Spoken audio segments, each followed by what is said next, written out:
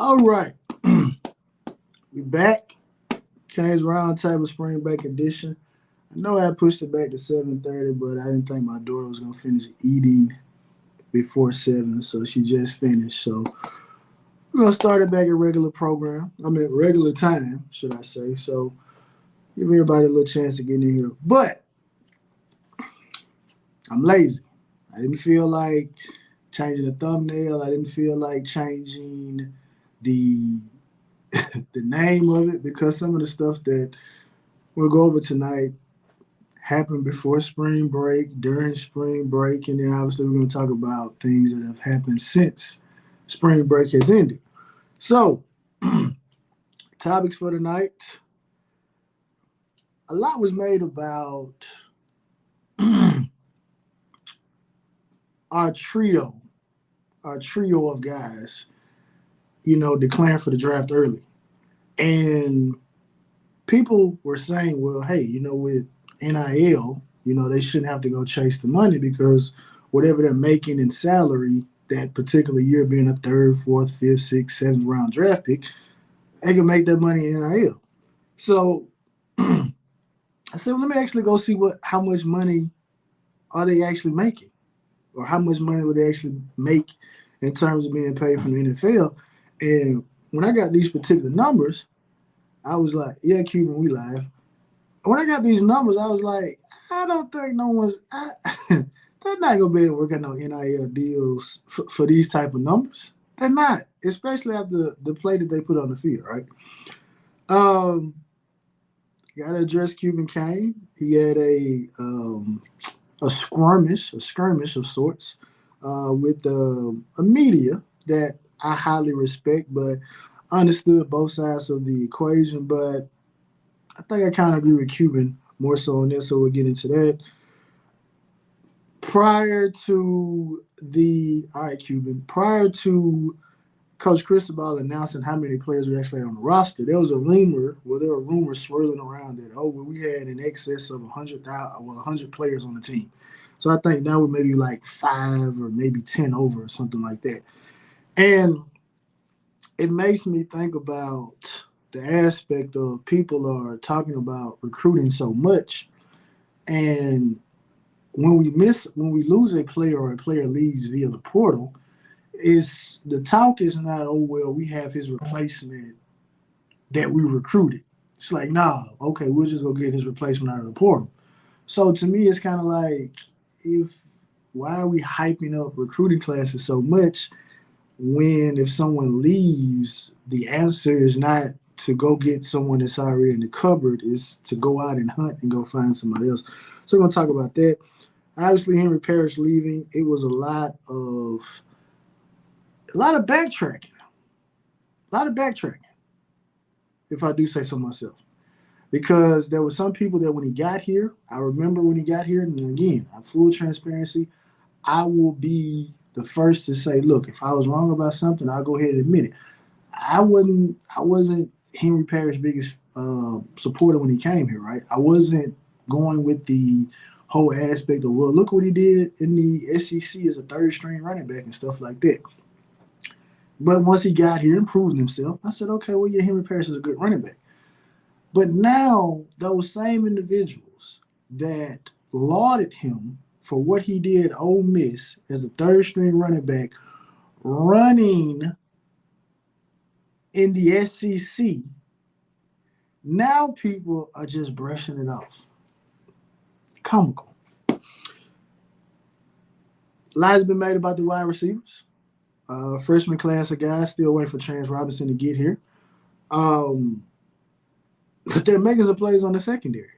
And I know some people are like, oh man, the secondary is bad, man, we gotta do this. And it's like, what have we done to improve the secondary since the end of the season? And I hate to hit a sore spot, but we can talk about TVD and those 3 interceptions against Georgia Tech all day till we blew in the face. We can talk about the Dunn Cheney Dunn fumble. We can talk about that all we want. But what group allowed for that last touchdown to be made on 2 throws? The secondary. Now, some people would say, well, shit, both of those guys are gone, right? To Corey Couch, he's gone. Cam Kitchens, he's gone. But the fact still remains, the secondary wasn't that strong. So with guys not being fully healthy and we didn't address it via the portal, which I'm sure we probably addressed it. Well, we did address it to an extent. We even addressed it prior to last season via the portal. And none of those guys, I don't want to laugh. I'm going to try to be serious. None of those guys actually turned into what we thought they would turn into. I didn't, again, I have to exclude myself because my whole thing is I'm not going to sing you praises until I see you play. The whole mood has changed on Savion. The whole mood changed on Damari's brother. The whole mood changed once they got here. Because remember, Savion was, oh, well, Savion's, he's gonna go, he's gonna be a starter at Vandy. We got a plug and play guy, right? The only plug and play guy was Jake Davis, and he was an older guy. He played decent. I'm not gonna say he played exceptional. You know, he had the Texas A&M game, and I myself, along with others, we said, okay, well, this young man's about to have a huge season this year, and then it just kind of tailored off, right? It just kind of it never reached that particular height again. Maybe it's because they moved him from that nickel position and actually put him on a boundary where that wasn't necessarily his strong suit, right? So the secondary being abused in spring, it doesn't matter to me because we didn't improve. But remember, spring don't count. Don't matter what happened in the spring. So it don't matter that the secondary is getting thrashed. Don't matter. Then I have a question for everyone that jumps on the panel. How do you find instant gratification? Right? I've been seeing that thrown around a lot. I saw Q McCain.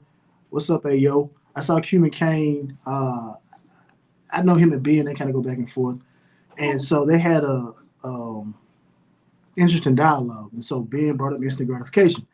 Then my dog Groove, he was talking to someone on Twitter, and they were kind of alluding to the instant gratification thing.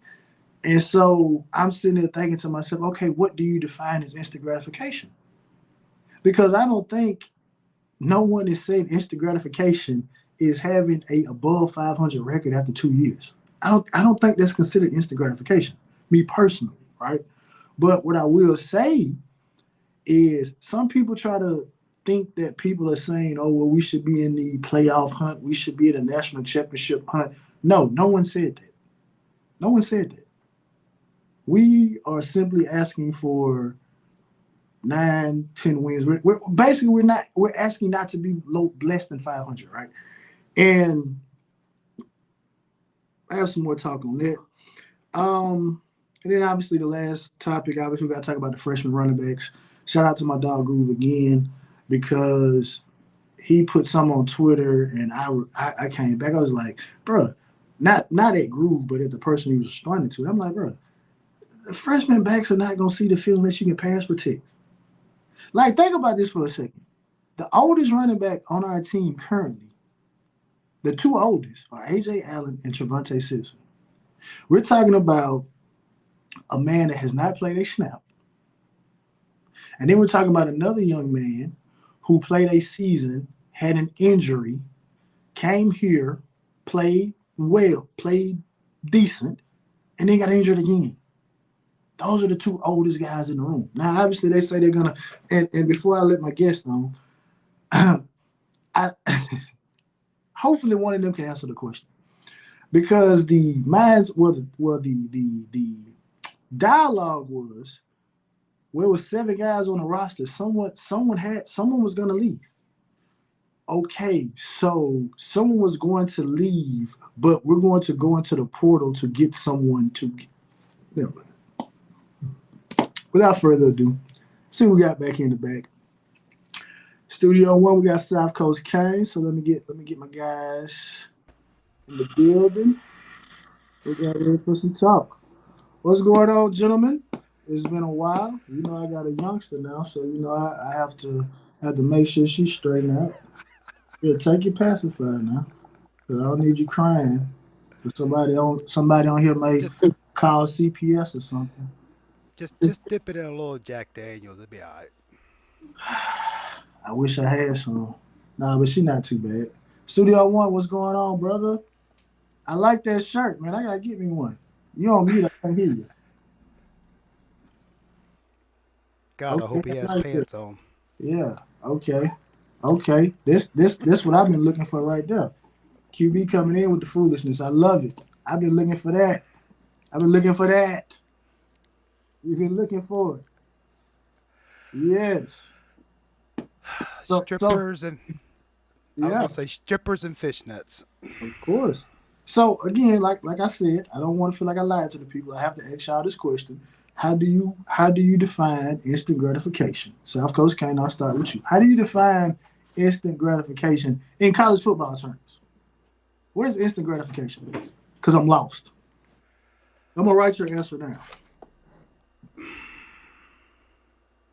That's a crazy question. I've never heard that question asked. I don't. I, I, I don't know, dude. I really don't know what the. I mean, unless it's just coming out and just going undefeated and winning it all. I don't know. Depends But on what your definition of gratification is and what you know. I don't know. but this is what's getting me though, right? South Coast. This I'm glad you answered it that way because I can. Well, Studio One, do you have an answer before I divulge in? You still on mute?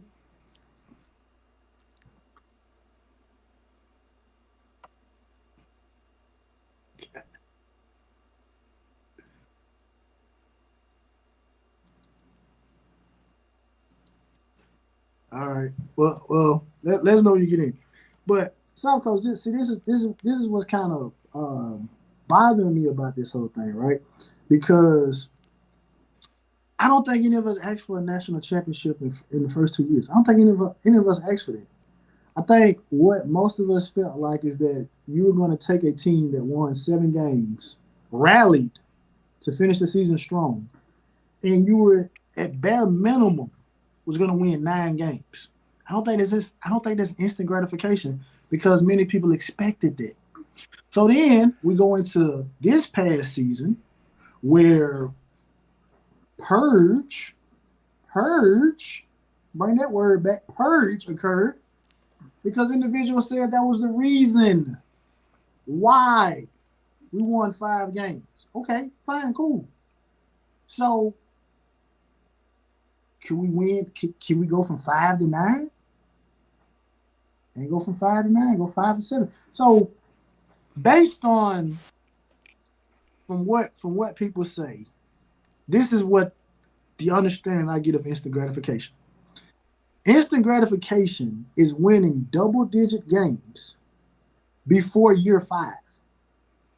That's my understanding because the whole spiel was, well, you got to get all his recruits on campus year 5. That's when you really gauge it. But I'm sitting here looking at the moves that the staff is making, and again, we try to be unbiased, right? We may feel a way, but we at least try to understand it from the other side of the fence. And I have to say, the moves that this staff have made over the past 2 years, they've been good moves. They're not. They made moves that do not say we're waiting to year 5 to win. So in my mind, they want instant gratification themselves. So how do a certain segment of the fan base jump on us when the coaching staff is literally saying we want to get Cam Ward because we want to win? We went and got Javion Cohen, Matt Lee. We're recruiting our butt off. We went and got Kiko, DP2. We looking to go get some more players from the portal. We went and got 2 D tackles.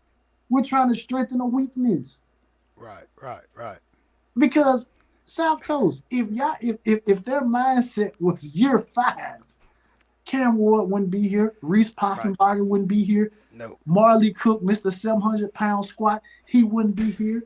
nope. Nephew wouldn't be here. I don't know about. I think nephew would have been here anyway. But I get what you're saying. Yeah, I mean, you're right. I mean, you're absolutely right. And I'm going to be honest with you, man. It's like every other day there is something else. Just, it's like a whirlwind, dude. It's crazy. I mean, honestly, I'm gonna be honest with you. OG, what's up? But hello to everybody in the chat. Uh, hope Studio One gets back in here. But Yeah, hopefully get I some. I, I Like, know you hot and heavy, but how you been, man? How's the young one doing, oh bro? man, You we do, doing all right? man, we doing good, man. We doing good. You know, Chilling, like I man. said, Yeah. I'm trying to teach her to be, a troll. You know, like a father. You know, I'm trying to teach her to be a troll. There you Be go. And, serious. and, When and I I be don't. this I'm serious, not. be serious. Oh yeah, yeah, exactly. And I'm not trying to get off subject, but because I know you have structure that you like to maintain. Oh, dude, I'm gonna be honest with you. It. I tried my best to keep up with you and Cuban this past 7 to 10 days on the Twitter, dude. It's like, man, wow. I mean, it all started with and I know you probably talked about it, but you caught me off guard because I thought you were going to be on a 7. Then you said 7:30, so I was messing with some stuff for tomorrow, and next thing you know, bling, notification, chat is live. Okay, well, anyway, yeah, I mean, between the break and the fishnets and the strippers and, you know, old dude that you heard, I mean, Cuban been on a roll. But anyway, let's rock and roll. How you doing there, Studio One? Can you hear us? Yes, he's still Well, I audio. guess he But must have got. Anyway, go ahead, Shad. Let's get this party but yeah, started. but since you segued over there, Cuban said he'll be on in a few minutes. But we can broach the subject because again, it is Kane's Roundtable Spring Break edition. So we'll start. We'll go in chronological order. Um, I understood both sides of the coin, right? But Cuban is a context guy. I'm a context guy as well. So from the context that was given, Mm-hmm. there's no possible way that you could say that players have not been working out over spring break in the past. Because Right. I think about this, right? These guys have worked out. Y'all are D1 athletes. Y'all have worked out, even if it's just going to a park throwing the football around on spring break.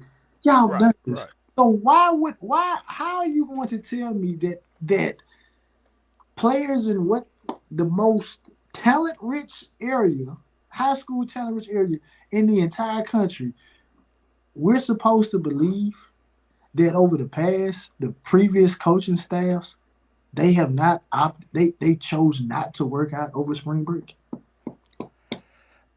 Well, my like I said, my first question on that is okay.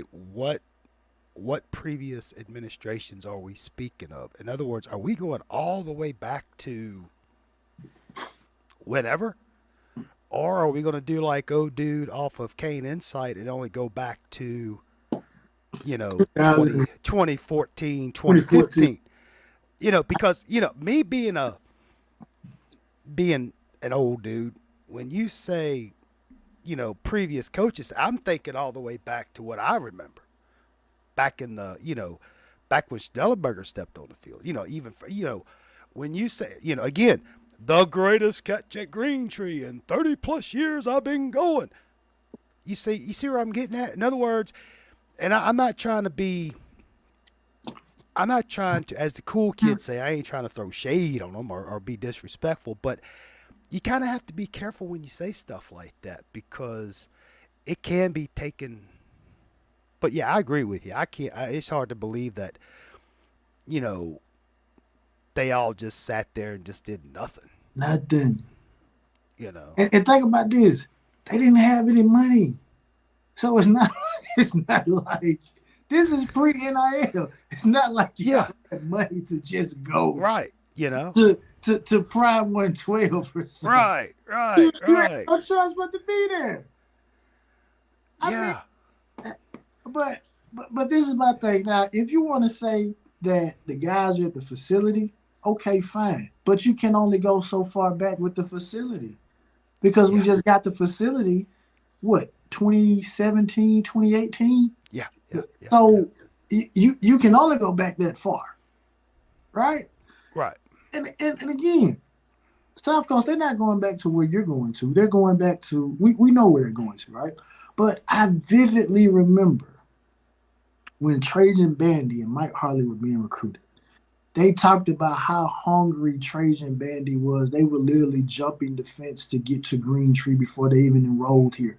So you're telling me that a guy like Trajan Bandy had that type of dog mentality before he even put on the jersey, and when he got here, he said, "Spring break, I'm going home.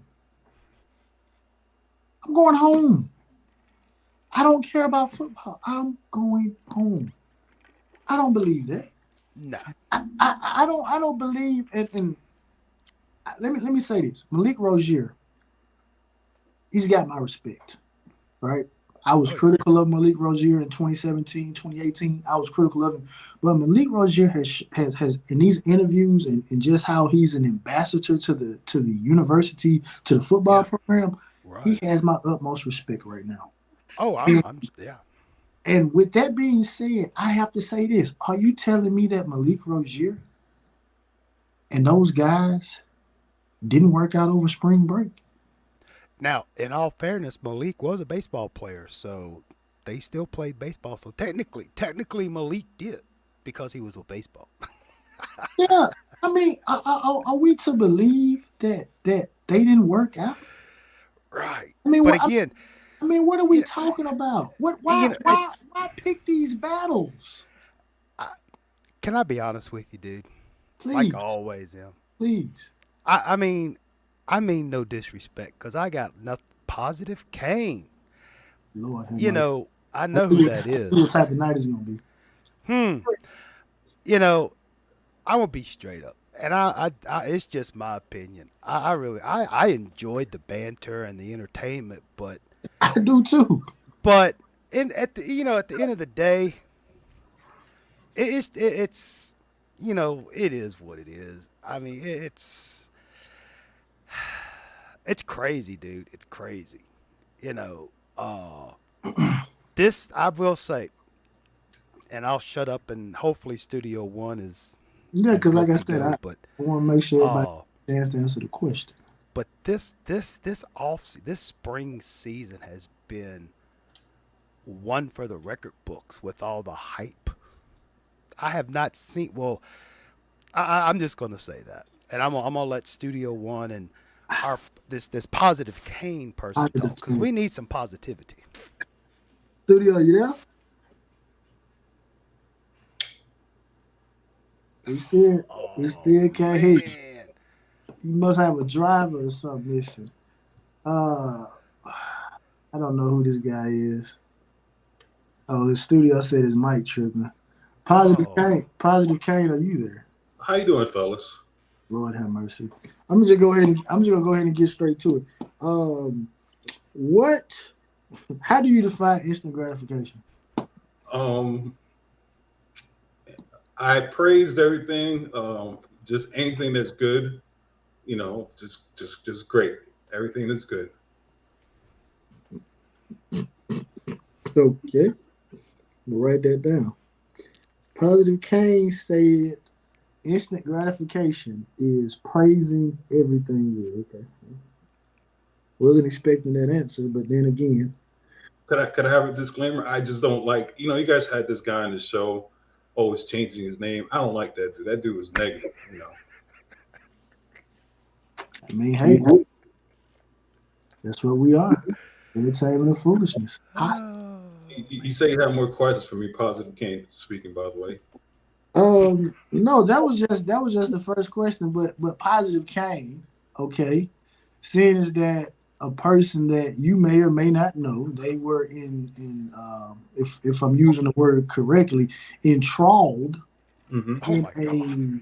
in a Twitter spat of sorts with a media Yeah, yeah. media Kane's career. media. Yeah, those guys, those guys. I'm positive Kane, but before I heard that those guys, those Kane's creator, I can't really, I don't want to say their names, right? We don't have to say. yeah, they were saying that Cuban Kane gets paid to go on show and things like that. Cuban Kane, if Cuban Kane, we're paying him to go on shows, he would, promote a lot of stuff and things of that nature. So, that particular that particular outlet, wanted to call out my friend Cuban Kane. And Cuban Kane's a good guy. He can push a lot of things, his resume, jobs, other people, so on and so forth, right? But that cock, this if his partners listen to this, you got burned by a cornball brother once before. Be careful with this other cornball brother. He will burn you too. So just be careful. I'm not putting names out here because it's not my show, but just be careful. But going on to that Kane's creator, right? Tom Kane's bullshit. Sorry, I'm positive Kane here. So you know. So this is the thing you guys don't understand. The Miami Hurricanes football team just started this year. There was no other. It was Miami Hurricane. This is Miami Hurricanes with an S. So they are factually correct, right? We have a new ibis mascot, right? So You're you right. guys are being so negative and wrong about this. If you look at our ibis, there's no more pipe. There's a new M, so they are right. We never had a Duke Johnson. Duke Johnson never played for the Miami Hurricanes. He played for Miami Hurricane with he never, did anything like that. That's kind of ridiculous. Brad Kaya, I've never seen Brad Kaya, during spring break working out. I live in the third dimension like Studio One Live. He has a little alien thing there, right? So it's my guys, you know, you guys get on them because they just hate on the other programs. But as you see, the other Canes creator that got funding this week, right? So Okay. I am trying to get funding as well as this other Kane creator that's really close friends with this that his name is Jorn, right? Jorn is really close with this particular Canes creator that got paid this week by Canes Connection, right? So I'm just trying to be positive here. That other group, you guys think they say a lot of bullshit, but it's not bullshit. It's the truth, right?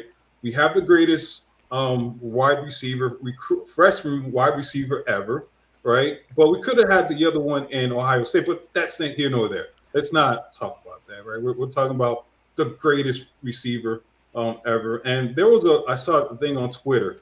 Name me your starting your favorite offensive Hurricanes of all time. And Oh yeah. I'm gonna give you guys my list. And I'm just being positive here, right?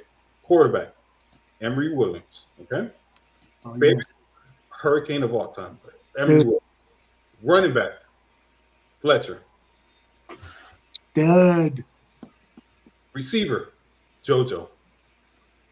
Other receiver, My Ray. God. The other receiver, I forgot his name. Well, let's skip him. Tight end.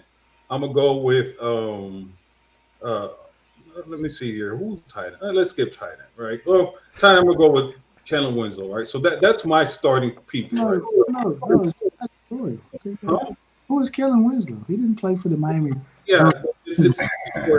It's so Oh, these are my favorite people. So just want to that's my preamble and my little thing there. So this is the first time this team is very serious because every single player, all 100 players that we are over. Is it Shad? You said 100 players. You said when you started. That was the rumor until Mario put that to bed. Yeah, so all 100 players, right? When I passed by the Hex Center, they were all training at the maximum, right? So I seen all 100 players perform real difficult of, during spring break. So this is a very dedicated. Even the Water Boys. I saw the Water Boys. I saw the maintenance people. They were not cleaning. They were working out with the football team.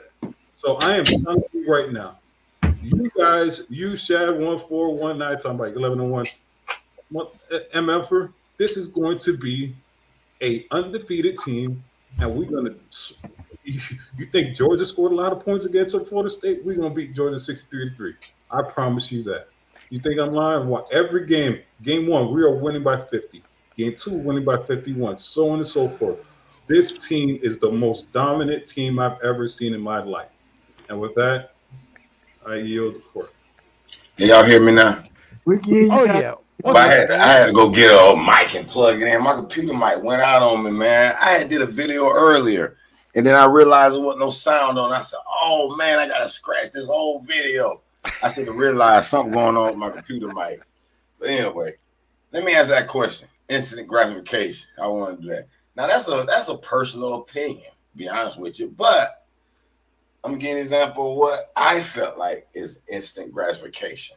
Last year in the spring game, I remember seeing Kiko on one play convince me he was the real deal. And he shot that gap and bust Parrish in the backfield. I said, "Ooh, boy, I ain't seen a linebacker shoot the gap like that in Miami. I don't know how long." That was to me instant gratification. Like, okay, we got a linebacker I ain't got to worry about. I remember 2 years ago, spring, Rambo. I remember one of the drive in the spring game. We like I think he got like 6 straight completions on that drive. Went down to score. I said, "Boy, we got us a number one receiver," which he broke some records. So a lot of people think, "Oh, spring, you ain't gonna learn nothing this spring." It's a lot of instant gratification to be gained from spring ball alone. So that's my opinion on the instant gratification. I think we can have it. Now, as far as a long season goes, it's hard to say because we had instant gratification the first 4 games of last year. It was looking like instant gratification, like, "Oh, we looking like the real deal," until Georgia Tech game comes. And then what happened to that instant gratification? Went down the drain. So That's a good point. That's a great answer. That's a great answer. So we got that out of the way. Studio, do you have anything in terms of the do you believe players were not working out during spring break prior to this year? they're not working out. No, do you believe that players had not been working out on spring break prior to this year? This Well, I would say that would be one of those culture things. Like when Mars said he wanted those type of players that really want it. I remember Sean Taylor used to jog to practice. Like, I don't need no ride. I'm gonna run home after practice. Liar. So, regardless of it, I like it, whether he did that or not. I like the sentiment. You know what I'm saying? So what players do we got? The ones that want to put in that little extra work? Liar. You didn't see that Studio One. That's a lie. Oh my goodness. We That got didn't happen. we got one tonight. So I don't believe that. No, I don't believe it. I believe they've been wanting to work out. It's been the same. It's been the same thing. Go to college, work hard. We're trying to make the league. You don't work that hard, you might not make the league. You know what I'm saying? So I don't believe that's different now. Now, what I will say is, I think it's more or less now than it was back then because they're a little lazier now, entitled. They're not working out as hard. So if y'all putting out a video and they doing harder, they working out harder, it's a piece of crap because they're not. This is my thing. This is all right. All joking aside, this to me that tweet was a total disrespect to all the Hurricanes that have worn that uniform. To say that this is the first time, the previous staff didn't, you didn't see. I'm like, come on, man. Like, stop. Like, forget the whole coaching staff. That is a complete disrespect to players. Like, you didn't think King when he got here, you think he didn't train? He has videos out there, and it's just like, even the Popes, the guys that were bust here, like, the reason why I took offense to that, because I know some of these kids, and it's like, they train during every single time, right? It's just like they have bad coaching, and it's like, y'all disrespected a lot of people right? Just so you could, be good with this current administration. I'm like, that was a total disrespect to Hurricanes history. I just took that real bad, and I could have gone in worse, but I'm like, you guys are just, that was a disrespect to just not forget Miami. You go to any school, NIA, Right. JUCO, kids train during spring break. Not all of them are at the beach. That was just major bullshit by them. I just did not like that. I'm not going to say a name because it's not my channel, but that was just major bullshit. Sorry. Yeah. Like I said, that. Not to jump subjects too soon, but this is the same way I feel about. We heard about JoJo Trader doing amazing things, elite talent. Obviously, last roundtable, Anthony came on here. Anthony said he felt JoJo was the best receiver on the team. Not gonna give him any pushback on how he feels. Okay, so that's what we get. Ohio State uploads clip of Jeremiah Smith, and all of a sudden, pom poms come out. Oh my God, how do we miss this guy? We have to stop missing on these guys. And it's like, this is what I'm talking about.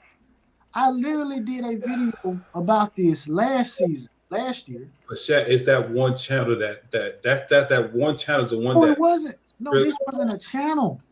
This yeah. was this was general people speaking. But I remember I told people were laughing at me. Like, oh, this is an A recruiting class. I'm like, no, this is an automatic B because you did not sign the top player in the state of Florida. When you do not sign the top player in the state of Florida, when you are Miami, Florida, Florida State, your class is an automatic B. You know who always hit on the top player in the state of Florida? Manny motherfucking Diaz. Martin has missed on 2 times, on a buddy that went to Texas A&M and now a buddy that went to Ohio State, right? It's like we missed on the top player in South Florida and in the state of Florida back to back. I keep hearing this is a great recruiter, but you cannot recruit the best player in the state of Florida. Let it be. And even in your own county, you can't recruit. Like, to me, that is a problem. But that particular channel is the reason why people hate on Restrepo, right? That's why people just say a lot of ridiculous things, is because, this is one thing that Jordan says: let your eyes use discernment, let your eyes see things. And I know this is probably on a different topic, but he's pretty much shutting down spring break, not spring break, onto the spring game. Like, what are you trying to hide, man? You're going to run it down the middle, like the offense. We know what this game's going to be. Hold on, Cam Harris. We'll get to that. We want to. That's why I said I didn't want to jump subjects too early. But we got some things to address before spring break. So again, our talented trio left for the NFL early. So individuals spoke about they should have stayed. They could have got an NIL deal. So I went over to Sports Keeda, and Keeda is Keeda, and I've got salaries of players. And so I'm asking this question, right? Would these guys have gotten this in NIL deals for 1 year after the junior seasons that they had? So Cam is looked at as what, a 3rd round pick, well, maybe 4th round pick, right? They're getting between 733 to 840,000 per year. Am I to believe that Cane's connection would have given Cam Kitchens that much money for 1 year? I don't think so. I could be wrong. LT, which is he's slipping 5th, 6th round, so we're talking about from a high of 669,000, well, a high of 698,000 to a low of 642,000. Am I to believe that Cane's connection would have wrote him a check for that? I don't think so. James Williams kind of in the same mold, maybe, So that's what we're talking about. So that's what the NFL would pay them. So again, I'm going around the room. Again, I don't have to agree with me. This is just my feeling. Do you guys feel that, and we'll just go from the entire range, do you feel like a Canes NIL would have paid those 3 and range between $814,000 and $642,000 to come back for their senior year. I'll start with you, South Coast. Nah, I don't think that's just too much. I don't think so. Studio.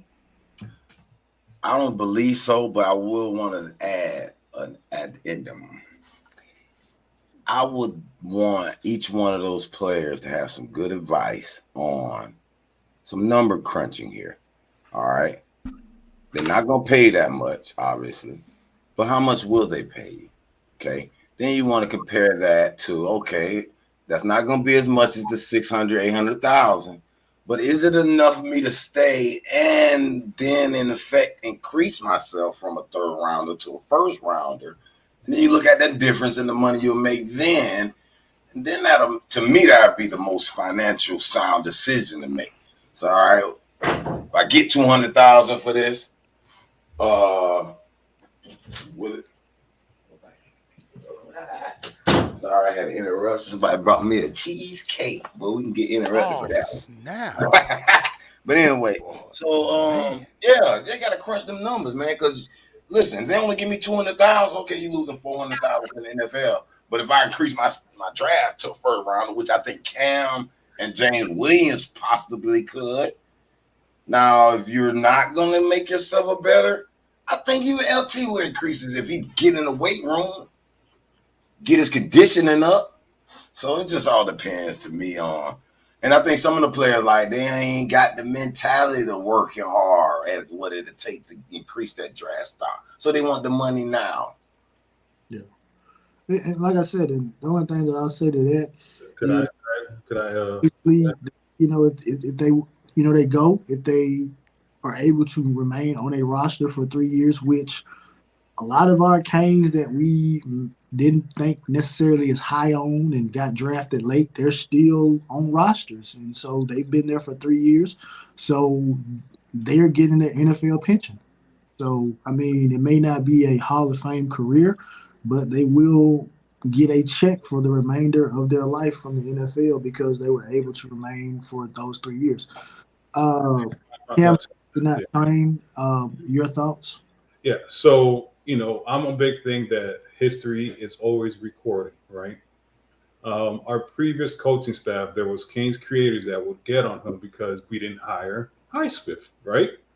So Highsmith was supposed to come in and, pretty much tell the players, hey, this is your grade, this is so on and so forth, and we're gonna stay. So we hired Highsmith, and what was he doing the whole time? I guess was he just twirling his fingers back there, or what was going on, right? When the season, everybody has revisionist history, but a lot of the fan base said, I can't wait till Cam and James and LT go to the league. We don't want them, right? So Right. you don't want me. So my thing is, new coach getting paid $8 million, gets all the resources he wants. Why isn't this resources going down to the players? I was told things were going to change, like juniors and sophomores were no longer going to go to the NFL early. Get undrafted. Now we're going to take it serious. This means more. This no more BS, right? So it's like I've said before, and that guy South Coast Kane has a great show. If you see it, it's a rinse and repeat. It's the same thing over and over and over again. It's like it's funny. It's like um, the class with Mari go. Bain, you think Bain's going to stay here 4 years? No, right? Bain's out of here. You could offer Bain $10 million. He's like, I'm out of here. You know what I'm saying? So it's like this is NFL. This ain't the NBA where your body gets beat up. When you gotta go, you gotta go, right? But I was told that we have more serious people in this building, and they were going to advise players not to go because, to be honest, none of them had no business going. No, none of the dude that transferred from Alabama, the center, LT, James, they had no business leaving, right? But I guess I guess we need to hire Highsmith in order to, to tell these players about their draft options. So that's You know what? Again, like I said, I didn't even include Matt Lee and Cohen. Because Cuban, I mean not Cuban, Cam, you brought this up. Um, According to PFF, Davion Cohen didn't play that well down the stretch, right? But obviously, again, it goes back to people. They'll move the goalpost and say, well, they don't know what his responsibility was on that particular. So The funny thing is, I was told that we have the greatest offensive line coach ever made in history, right? And it doesn't seem like his linemen are getting drafted pretty high. If you're like the greatest offensive line coach ever, why aren't your offensive linemen getting picked? In the first This is round, his first real year of getting a draft, though. Really, huh? the offensive line coach. Well, Mario, when was the last time you had a lineman drafted in the first round? Mirabal, where did he coach before us? Oregon, Oregon. Joe. Where else, Jordan? Where else did he coach? I think Oregon got some linemen drafted. First round? No, uh, not first round. If you're the greatest, if the way that the Canes fan base makes him seem like he's the greatest offensive line coach in the nation, he doesn't get players drafted high or in the first round. You can't even name a player that he got that was drafted in the first round that was produced by Mirabal, the Mirabal wall, right? Oh, When was he there? Panay Swell. All right, Panay Swell. Okay, one. Okay, I'll give you that one. Outside of that, I don't have another one. yeah, I mean we could. I mean we can get to that as we get closer. So now, Cam, you're gonna love you're gonna love this because when I wrote this down, I had you in mind when I wrote this down because one of your battle cries on Twitter has been, if we're getting this much talent in the building, why is this talent not being pushed to the forefront? Why are we going to the portal? So I asked this particular question, right? So obviously, Coach Cristobal put to bed the rumors of us having 100 players on the roster. I think we may be 5 or 6 guys over, right? So my question is, when we have a player leave via the portal, why is the talk not? We're just gonna go ahead. We have someone in the a recruit to replace him. Henry Parrish leaves. The first thing I hear is, "Oh, we need to go get a transfer portal running back." Colton Young leaves. The first thing I hear, we gotta go get a transfer portal receiver. James and Cam Kitchens declared for the NFL draft. Oh, we need to go get 2 safeties out of the portal, which we did go get one. LT leaves. We go get 2 D tackles from the portal. So, Cam, I'm gonna start with you on this one. If that why so much talk about all this great recruiting if you are going to go get someone from another school to come in and replace someone instead of just saying, look, we're gonna roll we're gonna roll with what we got. Because the thing is, y'all refuse to listen to me. I told you, Shad, you asked this question a while ago. Won't we really criticize Mario? I told you not until year 6. Mario is milking this, right? He's not his first year really is next year, right? That's when his quote unquote players start next year. So he's smart. He's like, I have an 8-year contract. I'm gonna Hold up, Cam. Hold up. Let me, because I don't want to forget this stuff. Yeah. Because according to Twitter, I heard that none of the transfer portal players are his players. Well, wasn't I told that he got that on players, but what didn't I also heard that he, the better recruiter, he got better players out of the portal than Manny Diaz. When Manny Diaz got the number, got a skinny dude and made him a number 1 draft pick, first round draft pick, right?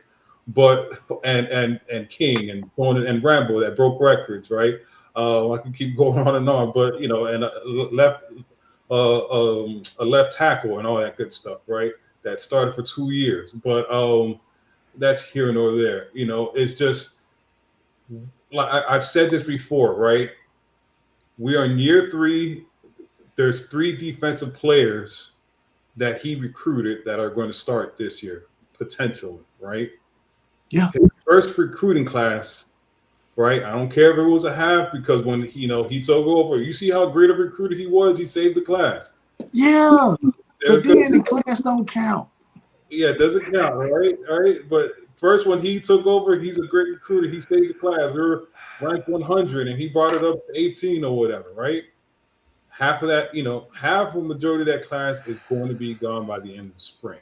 Probably going to be 2 to 3 players from that class that stay, right? So, it's we all have to be. I hate saying this word. We have to be patient. I know you have your expectation shot of 11 games, but it ain't happening until next year, boss. Okay. So it ain't happening until next year. Oh. And on your list, on your notepad, I want to talk about culture as well. So just Okay, I'll write that down. yeah, culture. South Coast Kane, same to you. Why is it that we are? And Wayne, I'm glad you put that. I agree. Let the transfer portal guys, if you gotta go get some portal guys, go get them. My thing is, why are people bragging about a recruiting class when there's no guarantee that these guys will be here? Y'all are not even guaranteeing these guys 2 years to develop. What? We don't have to talk about Jakari, but y'all have already basically said, look, hey, you had your 2 years, it didn't work. Not only are we gonna get one quarterback, we're gonna get another one. So again, same question to you, South Coast. But Wayne, I agree 1,000% with you with what you're saying. But I just want to know all the people that are so big on recruiting, why are they still talking about this as if the mindset is because in South Coast, not to jump in front of you, but your show, baby. Individuals are talking about Henry Parrish Lee's. Oh well, we got Hellcat and Lyles coming, and it's like, who cares? Y'all just said we're gonna get a running back from the portal. So who cares about him and Jordan Lyles? So is he just a great high school recruiter? Is he a great talent evaluator of the college game or the high school game? I don't know, but I don't want to keep cutting South Coast. So South Coast, if you no, this is why why talk about recruiting if we're going to go replace a deficiency with someone from the portal? Well, this is why I hyped your show up, man. This is why I did it. It it's part of the games that people play. You got me going in circles. It's you got the recruiting and transfer and this. I mean, I don't know, dude. It's like, here today, gone tomorrow. Today it's the recruiting, tomorrow it's the transfer portal. And if you don't get the major recruit, like I think it was Positive Kane was the guy who talked about this, missing out on the number one recruit. Well, that's okay. We got the transfer portal. We'll get somebody in the transfer portal. Well, guess what? You got Parrish leaving. Oh, it's okay. We'll just, it's so maddening, dude. It is. And talking about, with Parrish leaving, of course, I wish the young man good luck, all the best, all the greatest. He did a fine job at Miami. But you still have talent in the running back room. We don't need anybody else. But anyway, yeah, I wish somebody would explain the method of this madness to me, because I'm almost to the point to where all this off-season hyper hype, it's like, if I get a chance, if we common folk here are allowed to even watch the spring game on TV, because nobody's really allowed unless you're on the payroll. Oh, did I say that? I'm sorry. Yeah, we're gonna talk. Yeah, we're gonna get to that. We got to talk. So I mean, I'm just gonna say, you know, it's almost, it's kind of like what Mr. Overdose says. It's all about smoke and mirrors. Pay no attention to the man behind the curtain. So, but yeah, I don't get it. I don't get it. I mean, you're supposed to be the world's best recruiter, but yet we're recruiting all these classes. But yet, when somebody decides, I'm out of here for whatever reason, okay, then it's like, oh my gosh, we don't have anybody. But you just said we have. Somebody please make sense of this to me because I can't find it. Wayne hit it right on the head though. What he just said. What are your thoughts about this? Why talk about recruiting ad nauseum, and you're gonna go and get a guy from the portal to fill a void that's not even there? That's a part of the narcissist society. It's growing and growing and growing. There's only a few of us that still got our right mind. That's South Coast, can't say it. Listen, I started out at the beginning of last year, and I got killed for this. And I said, man, if Henry Pears is our starting running back, we in trouble. They're like, what you mean? He said, what you? I said, man, that's a basic back. That ain't no championship back. I said, y'all want him back? To me, him leaving the way he did is a good sign. This is secretly a low-key good sign.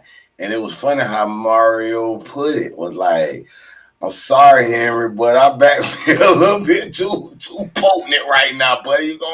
We're gonna look out for you. Make sure you land in a nice spot. We thank you for coming in here, filling in a stopgap for us until we get our program where we want it to be at.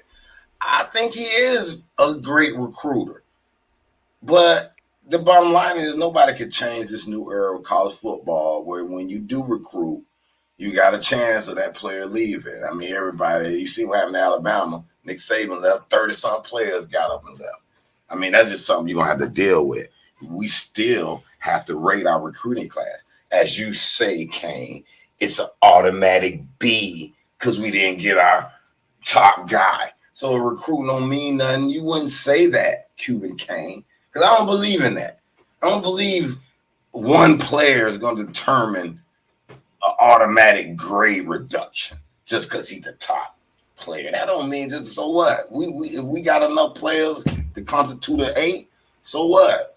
You might have a situation where Florida just loaded with talent. You don't get the top guy. That don't mean nothing. And I don't blame Mario for that because I just think since you're a Manning guy, sounds like to me, nope, I'm not. Manning ain't give that man no love at the beginning. And to me, in my mind, I think he would have felt like a traitor. He would have felt dirty if he would have switched out and came to Miami. I think he's just more of one of those character guys. Like, man, I done made my commitment. I feel dirty if I switch over and come back to Miami. Too late now. Y'all lost out on me. He stuck with it. We tried to pull him. But the more and more we tried to pull him, the more he felt dirty. Like, if I go to Miami, the whole nation going to hate me for this shit. And I'm going to hate myself because I'm going to feel like a little traitor. You know what I'm saying? Let's be real. Our program wasn't worthy enough to. And maybe he had a little love for Miami. I don't know how Miami approached him at his beginning of his career and showed him love. Like I'm seeing the little young dude Blaze, the little Blade Rudolph, the little 10-year-old fastest guy in Florida. He in Miami now. See, that's the beginning. He had little 10-year-old, class of 2030. That's where it starts. Giving them kids a love, being a fan of the team. There was a point in the time where the kids in South Florida wasn't a fan of Miami as growing up. To where they don't care if we win or lose, and they come to Miami because they're a fan, like Duke Johnson, like Bang. Bang, one of them guys, like, man, I'm grown up a Miami fan. I don't care if they trash or good, I'm going. So that's what we got to get back to, and I see him doing that. So, he ain't good on X's and O's, but he good at this little cute, his coffee and his little, what the little Latino nation. You know what I'm saying? We need to get them fans involved. You know what I'm saying? So we can have a full stadium of Latinos cheering on the Kane. Shaq, could I counter? Hold on, let me ask you one more question, and then you can ask him. Studio. So let me ask you this question: do you feel that we should go get a guy from the transfer portal? At running back? Yes. Heck no. We good. That's what. That's What my. we need. That's okay. That was my original question. Why? Why are we? Why is it talks of going to get a transfer portal running back when the general statement was we had this many guys at this one particular position, someone was bound to leave, but yet you're telling me that you're going to convince someone to come into a house that you just said was full. It doesn't make any sense to me. So are we actually actively looking for a running back, Yes. or is that fan talk? No. Mario Cristobal stated that in so many words, we're looking at all positions. Well, he's supposed to say that. He's been saying that. But they are looking for a running back. Wow. So studio, I wanted Manny gone after Central Michigan, and I wanted Mario gone after Southern Miss. I'm not a fan of either of these coaches, right? Okay. So now you said that Mario is this great recruiter, right? What makes him a great recruiter? Well, as far as I could tell, he's bringing in some of the top flight players. Now, whether these players turn out to be whether they are, that's a whole nother story. Because you got a such thing as recruit bust, just like draft pick bust. He might be a first rounder. Everybody look like it, but when he get in the league, he don't turn out that way. I hear you. I understand you, right? But this is my thing. This is what, again, we're going on year 3, and on the defensive side, he has three of his recruits starting on that side, right? On the offensive side, I don't know. He probably has about 3 or 4 recruits of his recruits starting on the offensive side. This is year 3. If he was this amazing recruiter, you don't have your players starting at year 3. You know what I'm saying? Like, this is that, this is a problem. Your best player on your team is not your recruit, right? That goes to Cam and Restrepo. We're in year 3 already. You know what I'm saying? But this is just his year 3, right? Yeah, this is year 3. So we can't fault him yet. For all we know, all his players start, all his players get us to the promised land. Year 3. We don't know yet. We don't know what I'm saying, but as of right now, the 2 best players on the team, right, is Cam Ward and Restrepo, right? If you want to keep I don't know. It is. I ain't gonna say Cam Ward yet. Well, okay, we can't say 2 best players on the team. No. Okay. Whatever. Not yet. We'll agree to disagree, right? But because I ain't convinced that Cam Ward and them running to get him like that. That's why I'm saying that. I hear you. You know what I'm saying? Go ahead, Jordan. I was just going to say, apparently, Studio One has not seen the highlights from the first few days of spring practice. He had that one throw, and then hell, Studio. Yeah, I love you and all, but you got to pay attention, bro. They were throwing balls in the net, dude. They were hitting the net. How can you not say Cam Ward is not the greatest thing on? No, they weren't in Green Tree. You can't say that Cam Ward is not the greatest thing at the indoor practice facility because he's hitting the net, dude. He made a throw. One thing I can say, Cuban Kane. You might not agree with, okay, Mayor, about the greatest line coach. Okay, I don't know about the greatest. But he's good. He's good because that's the most noticeable improvement on the Miami Hurricane team is the offensive line. And then when you look at the depth, you got I don't know these guys. Don't talk about that because when we play that bowl game, that damn crystal ball is playing, and if we have that much debt, that boy should not have never been playing. So I don't want to hear that. Hold on. See, now that's that whole topic of him sandbagging. That's a whole nother topic. So what do you mean sandbagging? Well, you said it earlier. You said what word you use? Mario's is slow. Something you use. I can't remember the exact word you just used. I forgot. He's slow dragging us along. Something of that nature. Oh yeah, he's milking it. He's milking it. Yeah. That's what I mean. But it's the same thing as sandbagging. If you're milking your schedule, you're not trying to really win to get a big draft pick. That's the same thing. A little bit different in semantics, but generally the same context. And I really believe he sandbagged or milked the season last year. He could have won 2 or 3 more games easily. Yeah, but you just said depth, right? When you said depth, I could just counter at that because bowl game, right? Our team looked completely weak. We had Cristobal starting on the offensive line. We have Brashard and George committing, these dumb penalties, mistakes off the field, so on and so forth.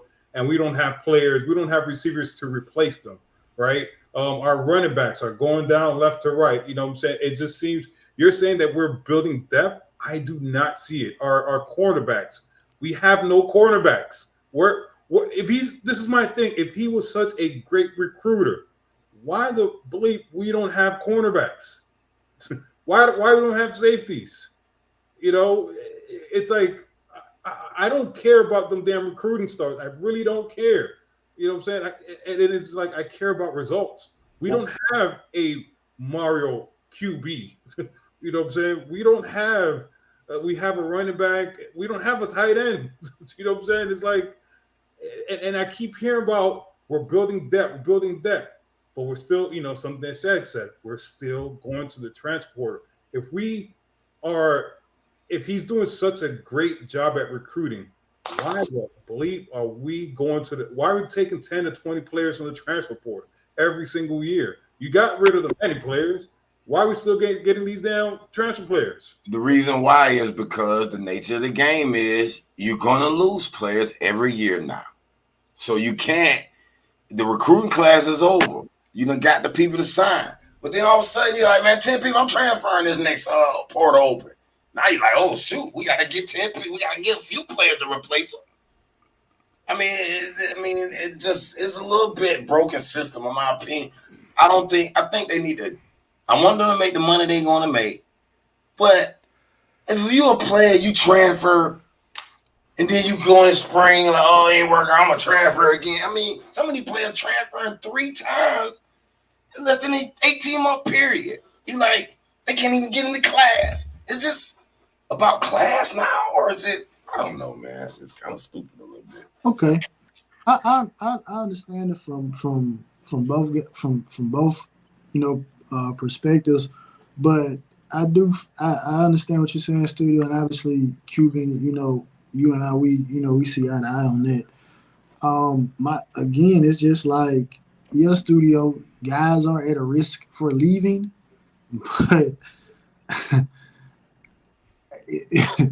you're going to get guys to play over them, and so it's kind of like you and like I say, Studio, I agree with you in this particular aspect of it.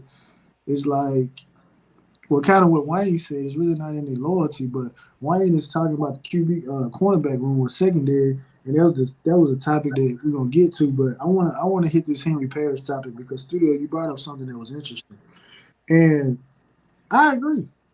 Henry Parrish was not a dynamic running back by any stretch, but I do think that he was serviceable. Now, I may catch some flack for this, and cool.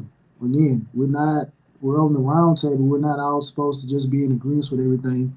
That's what makes this, I feel like that's what makes this conversation good. But the staff said something before the season started, and they stuck to it. And again, I will give them credit where credit is due. They said whoever is the hot hand, that's who we're going to ride with. So when Henry Parrish had the hot hand, Henry Parrish carried the ball. Mark Fletcher had the hot hand, he carried. And Allen as well as Nunn Chaney. So they did that. So with that being said, I didn't see anything that Mark Fletcher did last year that gives me this opinion that, he ran Henry Parrish out of town. I didn't see a just from a I'll say this because I want to show something from a talent standpoint. I didn't see Ty Gurley come to Coral Gables, which is what some people said Mark Fletcher was. I didn't see Ty Gurley last year, and I didn't see a what I want to say I don't know a Dallas Crawford. Let's just say that Dallas Crawford in terms of the talent disparity between or the perceived talent disparity between Mark Fletcher and Henry Parrish. I didn't see that gap because again, like I said when I first started this, there were individuals that were just talking about, bro. Look at what Henry Parrish did against in the SEC, running against those type of defenses as a true freshman. So I go as far as to say I don't think that Mark Fletcher did more as a true freshman than Henry Parrish did at Ole Miss. But again, that's just my particular opinion. But getting back to the point at hand, I'll ask this question to all three of you. Studio, do you feel like again, this is not a diss to Mark Fletcher or anything like that. It's just an analysis. Do you feel Mark Fletcher performed that much better? Or well, I'm asking you two questions, two-part question. Do you feel that Mark Fletcher performed so much better than Henry Parrish that he ran Henry Parrish out of town? And do you look at Mark Fletcher as a dynamic running back similar to what you said Henry Parrish was not? I look at Mark Fletcher did show me signs that he could be that old school pounder, give me the Brock 30 times and I'm going to pound you until you tired of tackling me. I did see that. But did you see a dynamic running? I did, and because to me that's a dynamic aspect. As what Henry Parrish, he would get you, and then he'd get dinged up.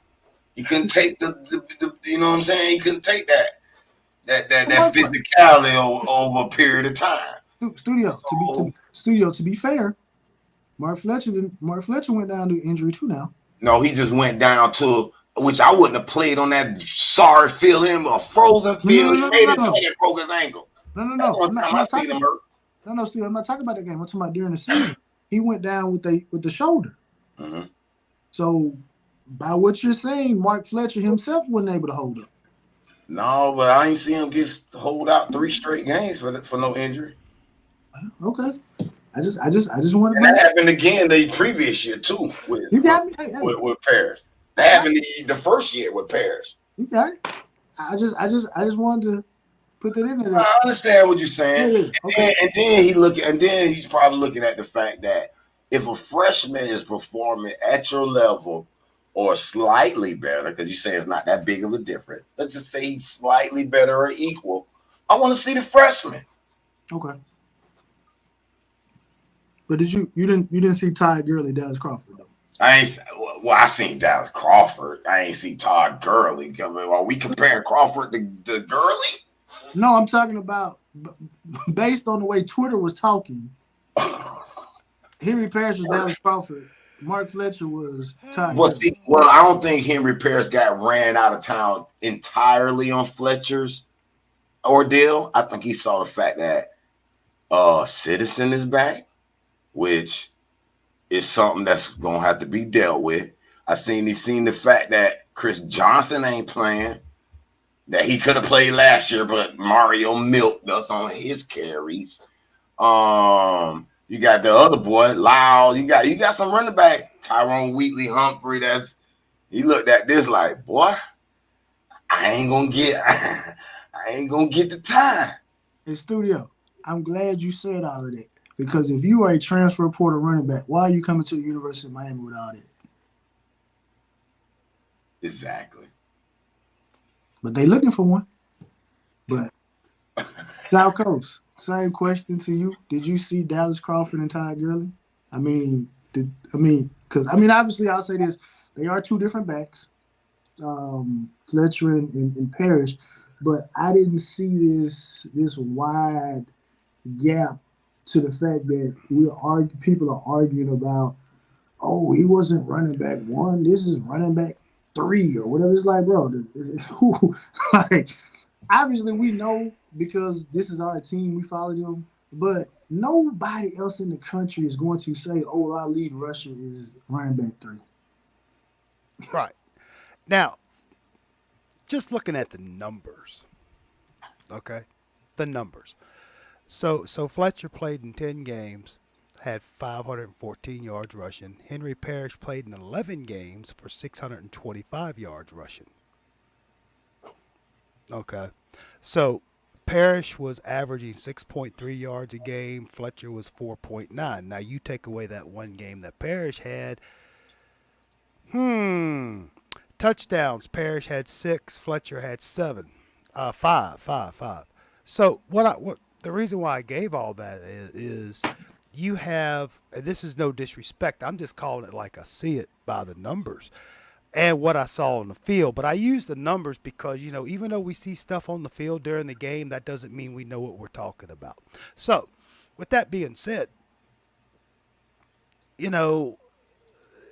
basically you got Mr. ran all over the SEC before he came to Miami, but yet you have Fletcher, who just was playing high school the year before, and I don't see a difference. I don't see it.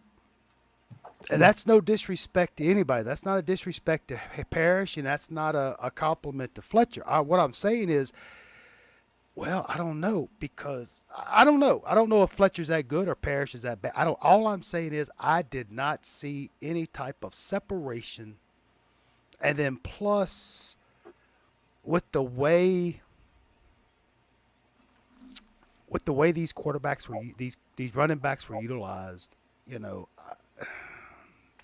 Henry Parrish was technically the leading rusher for the team last year. Technically, he was. By the numbers, he was. But,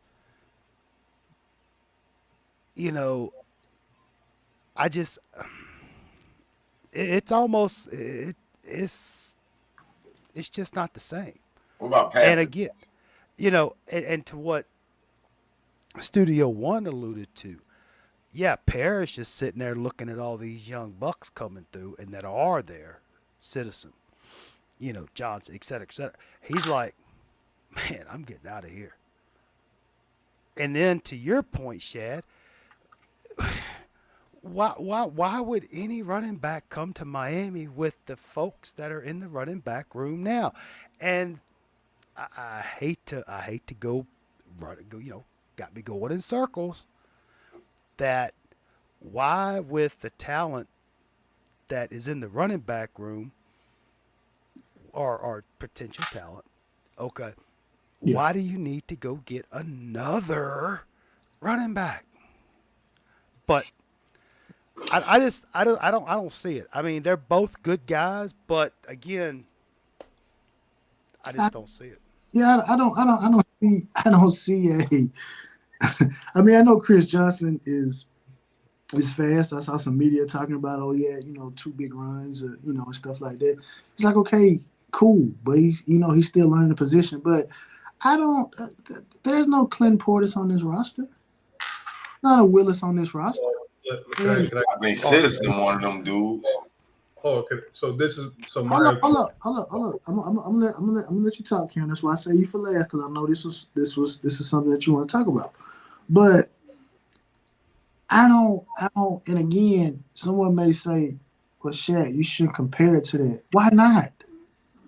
Because if you're saying the objective is to get a championship, then those are the type of players that you need on a roster to win a championship. Because apparently, to some people in this fan base, Duke Johnson wasn't on that level. And I don't see Duke Johnson on this roster. So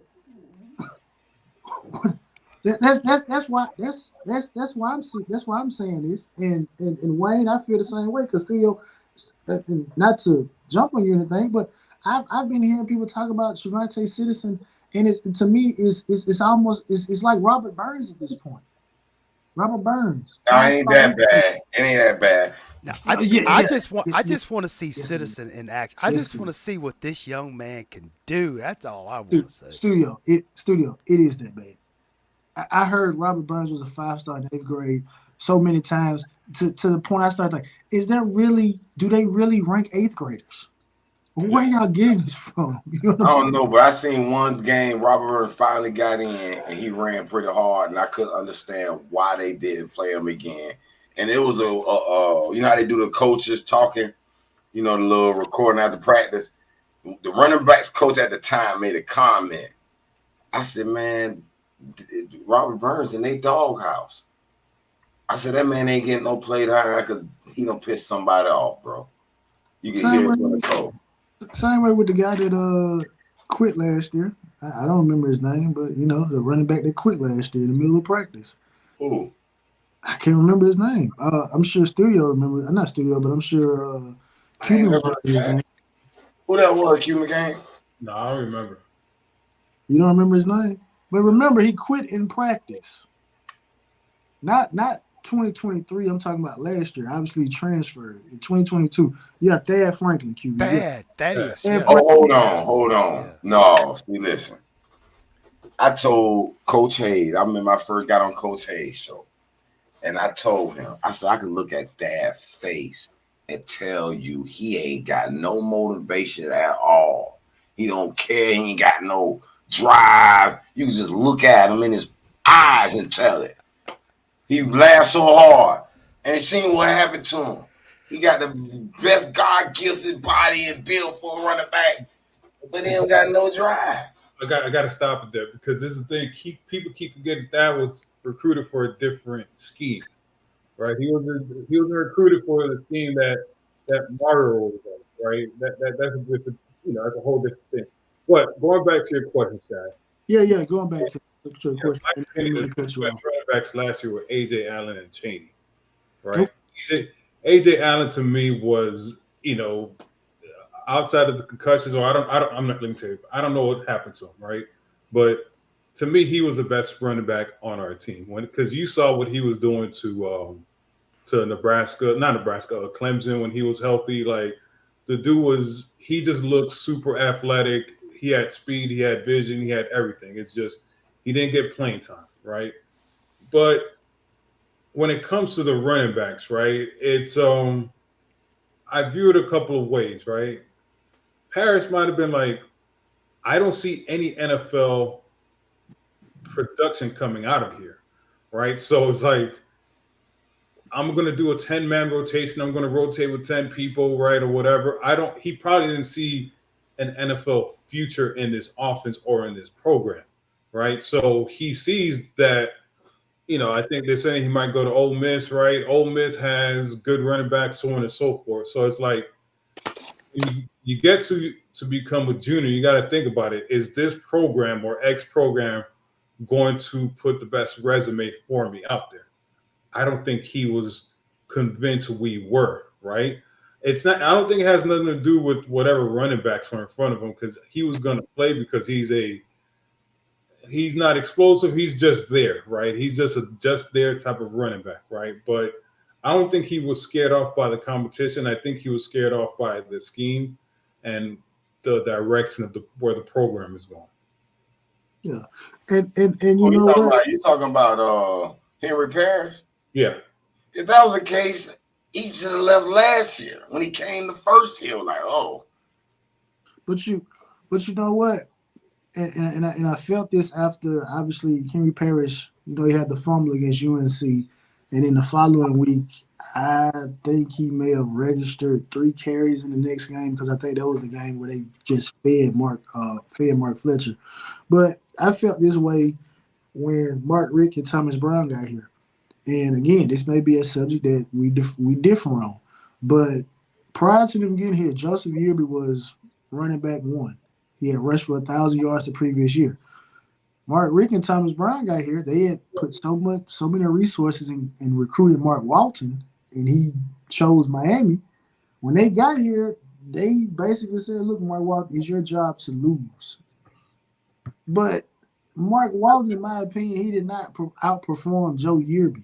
He was obviously a little bit, bigger, obviously, but Mark Walton didn't just get out of the running blocks just great because I remember we were on the message board talking about, bro, Mark Walton's averaging like 3 yards a carry Joe Yearby is like 4 or 5 yards to carry.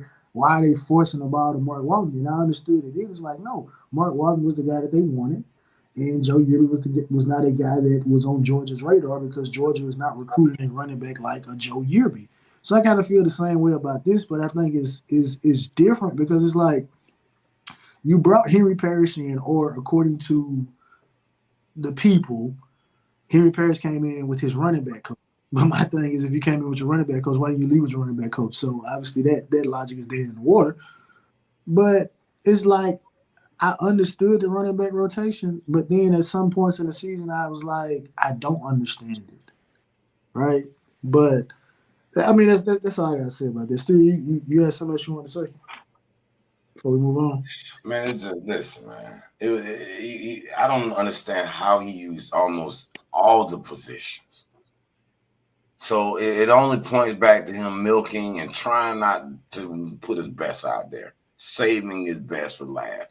Red shirt is some of his players, not let like you say AJ Allen. I couldn't understand why he wasn't getting more burn. He was the most quickest, cut wise back we had. We wouldn't play him much. Don Chaney get on the roll, we'll sit him. Like, I couldn't get no sense of it. I don't. I mean, I don't. I mean, I don't. I don't know either. But studio, I'll say this. This. If Mario and Cuban, you initially, this is your talking point. I'm not gonna take it and pretend like it's mine. But this is college football. You can't sit up here and say for the first 4 or 5 years I'm gonna give half effort. These players will leave. Yeah. You can't sit up here and play with people's future like this because you're talking about I'm in this thing for self-preservation. It doesn't work. You will be fired. You'll be fired. You it kind of goes back to the question I asked about instant gratification. If on one hand you say if we win, they will come. Why are you mad because we want 9 or 10 wins, you're 1 and 2? Why? This is what y'all said. But when we get on y'all side of the street, y'all want to hop onto another street. It's like we can't work together in harmony because y'all want to be different. Y'all want to say something else. And it's like, okay, you know what? We coming around to your line of thinking, but we ain't doing it fast enough. But anyway, we'll move on to the secondary because my guy Wayne he put something interesting in the chat. He Yeah, named he actually did. all the guys that we had at corner. And my thing is this. I don't think we improved the room via the portal. Robert Stafford is a guy that didn't play last year. Demar Brown played.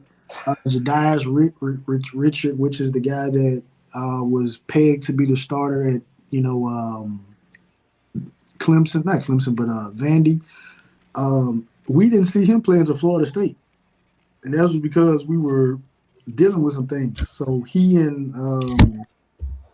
Damari Brown got the start, Keon Coleman and Johnny Wilson, and played well, right?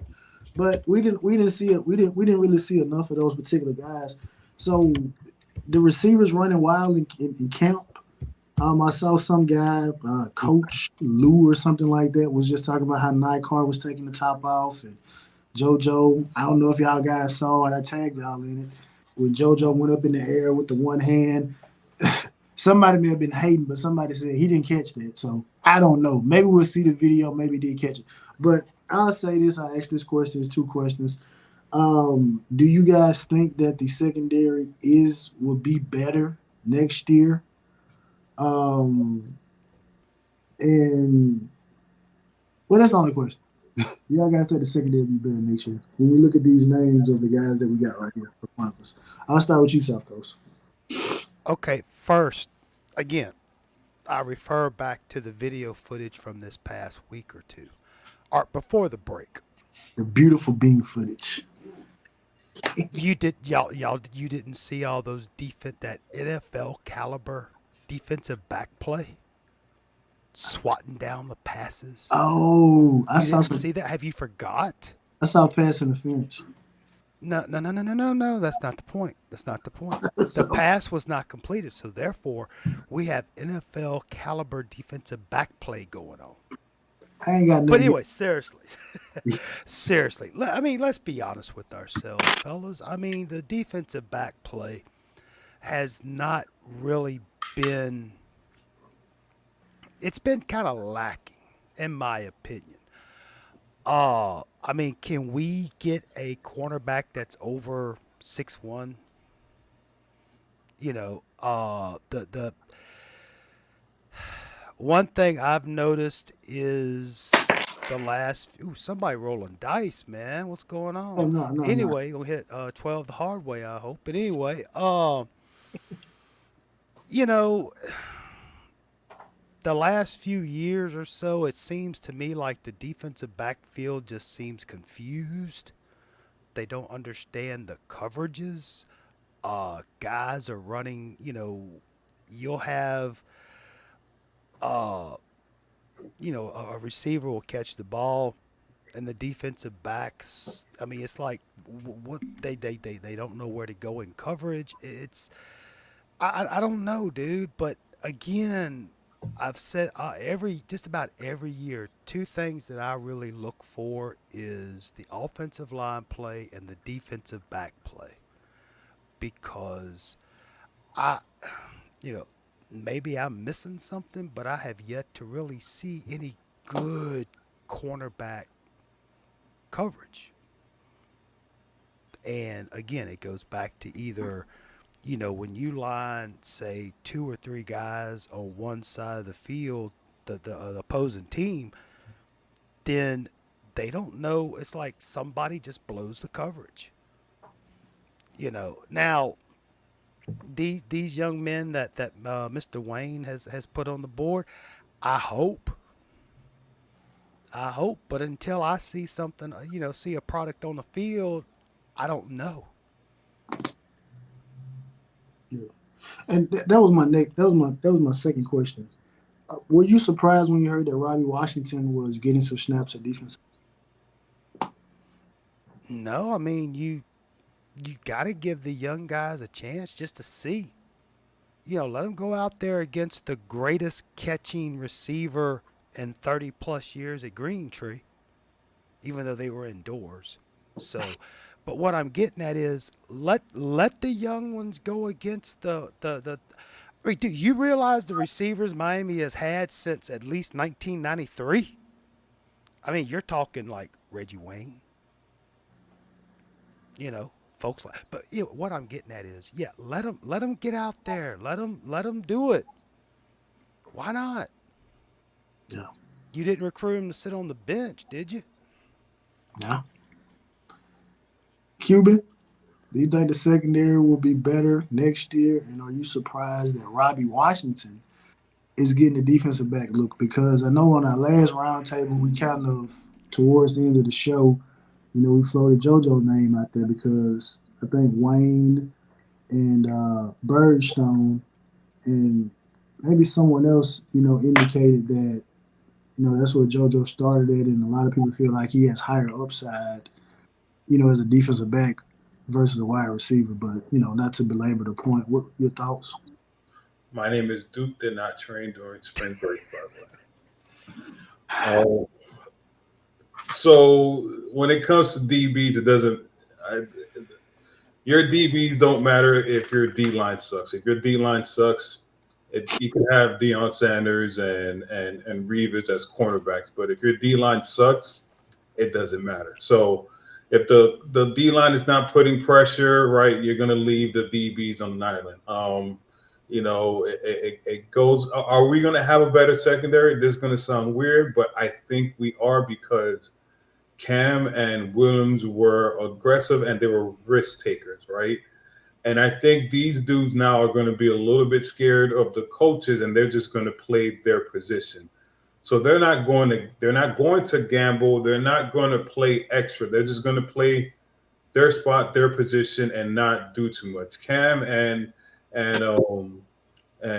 Cam and Will were risky players, and they were just trying to make flashy plays and the big hits and things of that nature. I don't think Gildry or Mara is going to allow that this year. So I base things off. To me, it's if the D line is not solid, your cornerbacks are going to suck. If your D line is solid, your cornerbacks are going to look like all world. So, if you look at back our, the standard, our 2001 team, right, and all these other teams, our D line was stout, right. You couldn't run left to right, and you were forced. It's like you had 2 seconds to get the ball, to get rid of the ball, or else you're going to get beat up, right. But I don't know. I don't know if our defensive line is that potent, so I couldn't tell you. And with Washington being moved to quarterback, I got my friend here, Studio One. He tells me that we have this great recruiter, but like, why don't we have quarterbacks, right? It's just, just my thing. I'm tired of having gurus that are not gurus at our program. I'm gonna leave it at that. Well, based on again what I heard on Twitter, Daryl Porter Jr. would not classify as a Mario guy because he did not recruit him from high school. Well, going back to your your question you had a couple of weeks ago, when do you count recruits? What was your your question? When is it 2 years before? What? Yeah, When is a how long after a coach is gone does he still get credit for a player? So when does or when does, because people are give Mario credit for what was the quarterback for the Chargers? Justin Herbert. Justin Herbert. He gets credit for that, right? I'm like, oh, all right. I mean, okay, right, but that wasn't your recruit. But Mario built, right? I Of don't, course. huh? Of course, yeah. Mario built, right? So I don't know. So this, Porter, he's, I don't know who he belongs to. He just showed up on the campus. Well, according to what Twitter says, he belongs to Manny and T. Rob and DVD. There's your answer. Even though Tyrese Stevenson was never mind, built by a die. Anyway, Studio One. Do you think the secondary will be better, and what do you think about Robbie Washington getting burned at corner? All right, first I want to start with because I didn't get to answer that question. I wasn't on the show. I don't give him no credit. What Coach, question? no credit. What question? Hold up. Wait a minute. What question? Just don't get no credit. A year. Okay. You don't get no credit. I remember what's the coach named Dale for the Lakers had Kobe and Shaq, couldn't win a championship. Soon as your boy get over there from Chicago Bulls, they're going to win 3 championships or 2 or whatever it was. So in my opinion, I don't care you recruit a player. Okay, what we do? You don't do nothing with them. You don't get credit if you leave and a new coach come in and win a natty. You don't get credit for that. You ain't win no natty before you left. So why are we giving you credit for what this coach is doing with your player that you couldn't get out of? So I don't buy none of that about, it's year to year, what you got now, that's what you're getting credit for. Because a lot of times, if, let's say the coach under-recruited, you as a coach got to overcome that. Now, nobody want to hear that. Oh, the previous coach, he only recorded 3-star, 2-star, so I should get an extra 3 years of coaching, y'all. No. Now, for the DB, I kind of agree with Cuban Kane. I think we're going to be better for these reasons. One, our D-line going to be better. I really believe that. With Harrison Hunt, I feel like some of our big dudes, like Moulton, that's where our weakness was online, is the interior. I think there'll be a little bit.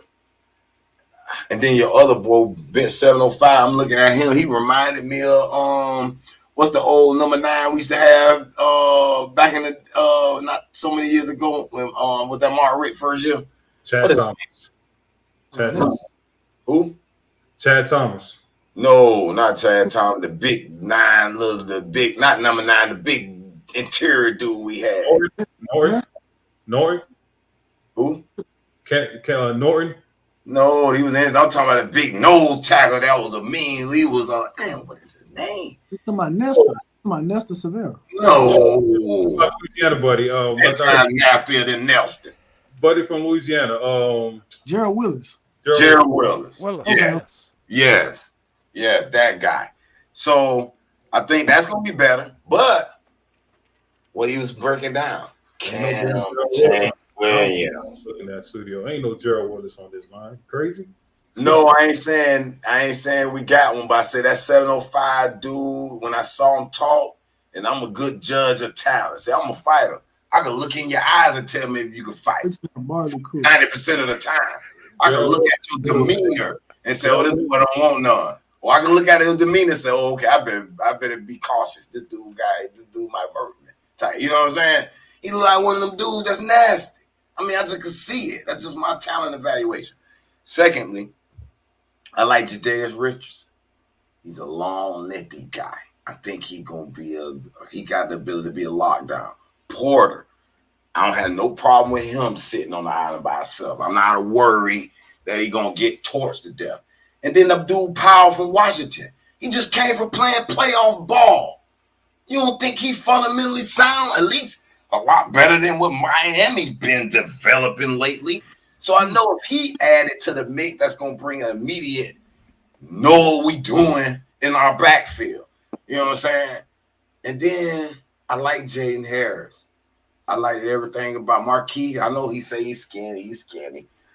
But we don't need him to be no run forcer like that. Just cover the pass. Pick off a few balls. Because I did a little piece. I got a little blog up that shows every time we win 10 games, it correlates to over 13 interceptions for the year, as far as a total DB.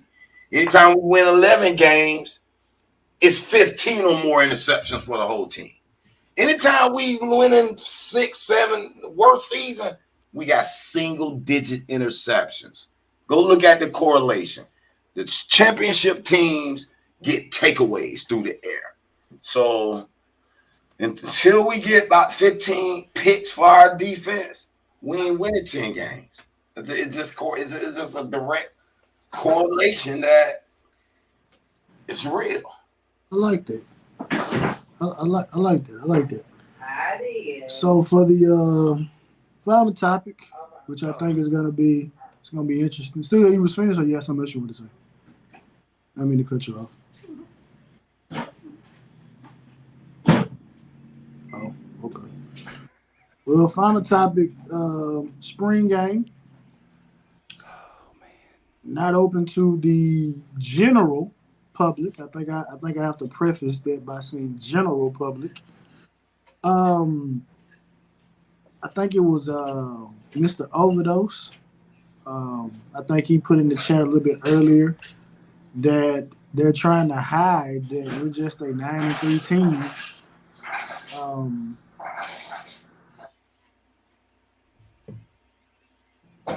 Sorry about that. But I'm gonna ask you guys what you guys think first, and then I'll give my thoughts on it. Cuban K, since you're down there, how do you feel? Unless you get your NIL deal between now and April 13th, you won't be there.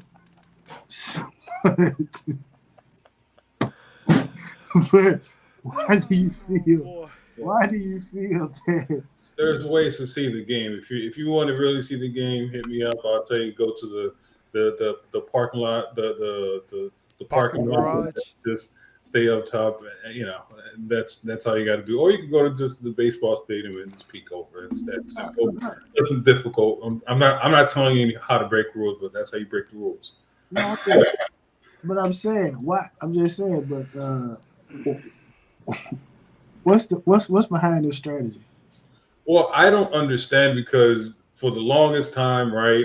You know, I don't know why these coaches hide stuff. All of us, we know when we're running. All right, so this is simple. When you see number 84 on the field as a tight end, guess what's going to happen, fellas? It's not going to him. Yeah. Right? We're going to run the damn ball. So it's like, Well, I don't know what we're hiding. We're not doing double secret. I don't get this whole hiding stuff. What are you hiding? Mario, Manning, Rick, Golden, Shannon. You're running offense, right?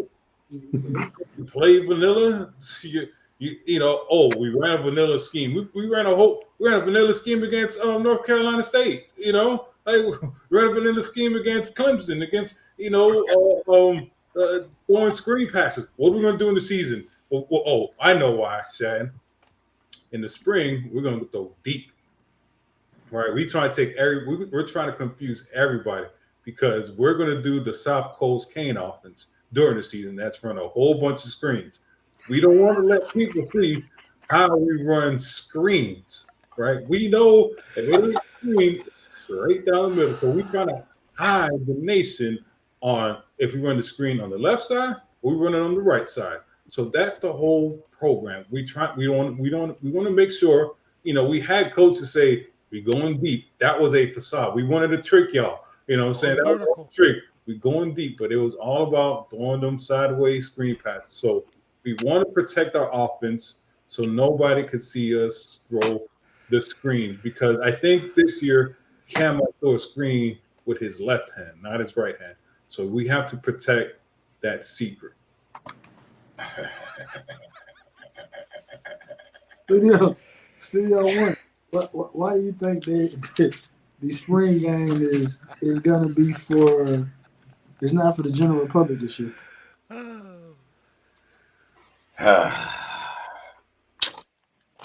Hey man, Cuban Kane said that's why I mess with Cuban Kane, man, because he says some stuff that kind of hurts, but it's the truth. Yeah.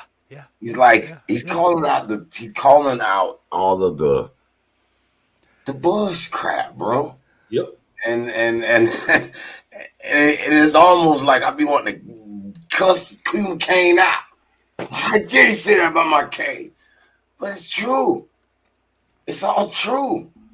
What are they doing? I don't know, man. Like I said, man, I sat there and watched, man, and tried not to cover that spread against that Virginia game. It's a 2.5 point spread, and they orchestrated into 3 overtimes so they can win by 2. And it was so obvious to me. I said, man, I don't know what to believe with our Canes anymore. I'm starting to believe what Cuban Kane said. That 10 game winning, it's not happening this year. Even though I'm gonna expect 12-0 every year, I'm gonna expect us to be especially this week's schedule. Last year's schedule was weak. We should have went undefeated. The year before that, Middle Tennessee shouldn't have beat us. We should have beat everybody almost on our schedule. So I still think he's slow progressing. 5-7, 7-6, 8-4, maybe 9-3 if we're lucky. And then that next year he go to 10, 11 wins. I don't know. I don't know what they're doing, man. Like it's like our program is in top secret. But see, what they can't, won't they expose the fact that they got invincible sanctions on our program. See, they want to hide everything else. You know what I mean? There's somebody's on our program's neck. Someone's pushing the buttons. You know what I mean? How could a Tyra Harrell run a 4.2 at Pro Day and we can't figure out how to use the guy? Is that idiot coaching or is it not idiot coaching? That was wrong. They said he couldn't catch. Well, okay. Why you ain't try him at DP? I remember they did that. Sam Shields had him at receiver for all his career. He couldn't catch. So let's try him at DB. He did okay. He run a 4.2 at the combine. Everybody said, all right, we know what to do at that kind of speed. They drafted him. He was one of the best DBs on Green Bay Packers history. See, you're missing the whole point, Studio. Why do you need a 4.2 when you're running a screen? You just got to stand still. So, you stand still and get a screen. So what 4.2 don't matter when you're catching the screen. So you just got to catch that screen. Studio, what you just said was something that requires coaching. So we're not in the game. We're not in that business, right? Well, maybe coaching learned the lesson when you say Bobby Washington. That was the last part of the question. What did I think about Bobby Washington doing that burn? Maybe he learned. Maybe he did some studying. Maybe because I always wonder how coaches get better. How can they get better? How do they practice their craft? Do they have to wait to the game to try something and figure out it doesn't work? But Studio, another thing, speed is not wanted in this. This regime is not want. This regime doesn't want speed. If you think about that, we don't want to run the spread. We got rid of Brewster. We got rid of Richard. We didn't get the ball to a guy that runs a 4-2. Right. I don't think this program depends on speed. I don't think this scheme pretends. Manny was everything about speed. I don't think Mario focuses on speed. Right. So. And that's not a knock. That's not a knock on him, right? That's, if you don't want if you want to build a strong team, that's fine. But you cannot have. Why is your offensive coordinator Shannon Dawson known for an air raid offense? The offensive coordinator. I told you this already. I know, but I'm just saying. Hey, well, I'm gonna say this because y'all brought up the screen passes, right? And so I kind of did some numbers on Cam Ward because I was gonna do a different video, but I said, you know what? Nah, I'm not gonna do it. I'm gonna leave it alone. But I did find something interesting. Over 50% of Cam Ward's passes did not travel over 10 yards. So that's not the highlights I saw. Compare that to other top quarterbacks so we can get a context of what that really means. Oh, shit. No. That is the context. It sounds crucial based on what we talking about. The screen sarcasm here. That sounds kind of bad. No, that's fake news, bro. Fake news. If you look at the highlights, did you not see the highlights of Cam Ward? Scrambling around and throwing it for 50 yards? Nah, dude, it was great. I mean, again, that was the other 40-some-odd%, But over 50% of his passes travel 10 yards or less. I never actually reviewed the stat like that, so I'm curious to compare that to other quarterbacks just to see. No, Studio, but again, I'm gonna give you the context of it, right? The context of it is that's the offense that he played in, and so. Since you asked that question, I do have some other guys here. I have Tyler Van Dyke, which obviously we can't talk about him, but I'm gonna give. Well, I give the whole numbers because I had to get my wife's phone to do the percentage, right? But I'll give you the numbers. Cam Ward had 567 dropbacks, 296 of them went 10 yards or less. Okay. CVD had 353 dropbacks. 191 of those went 10 yards or less. Michael Penix had 444 dropbacks. 211 of those passes went 10 yards or less. So they're about the same. They're all around the same, 40-50% range. Yeah. So that's so that's what I was kind of looking at. But this is not my answer to this question that I have. This is something that Coach Hazen said, and I'm sure Cuban Kane will second this. No, South Coast, I'm not about to say anything a joke. This just continues to show the disconnect between the football program and its core fan base. To be honest with you, I look at this, if you're only opening up for select media and a select group of people, to me, it's just like, hey, look, we're going to give y'all first dibs to come look at your investment, even though you say that the spring doesn't count. So I've said it before. I said it on Coach Hayes' show. I've said it on this show, and I'm going to stand on it. It would not surprise me in the least bit that they will not allow for any recording of this. And you will have to go by what the media says. And we've seen what they've been doing this particular spring. So I don't expect an accurate assessment of what transpired in the spring. I don't. In the spring game. I don't. In these next couple of scrimmages, these two scrimmages that are going to come up, I'm not expecting anything. I, I'm gonna go out on a limb and say this. Chad, the game is shown on the ACC network though. Are So, you sure? As of now, oh, sorry, I did not know that. it is, but as of now, it is.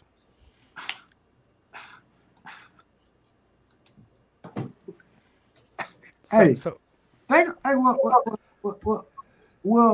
how about this?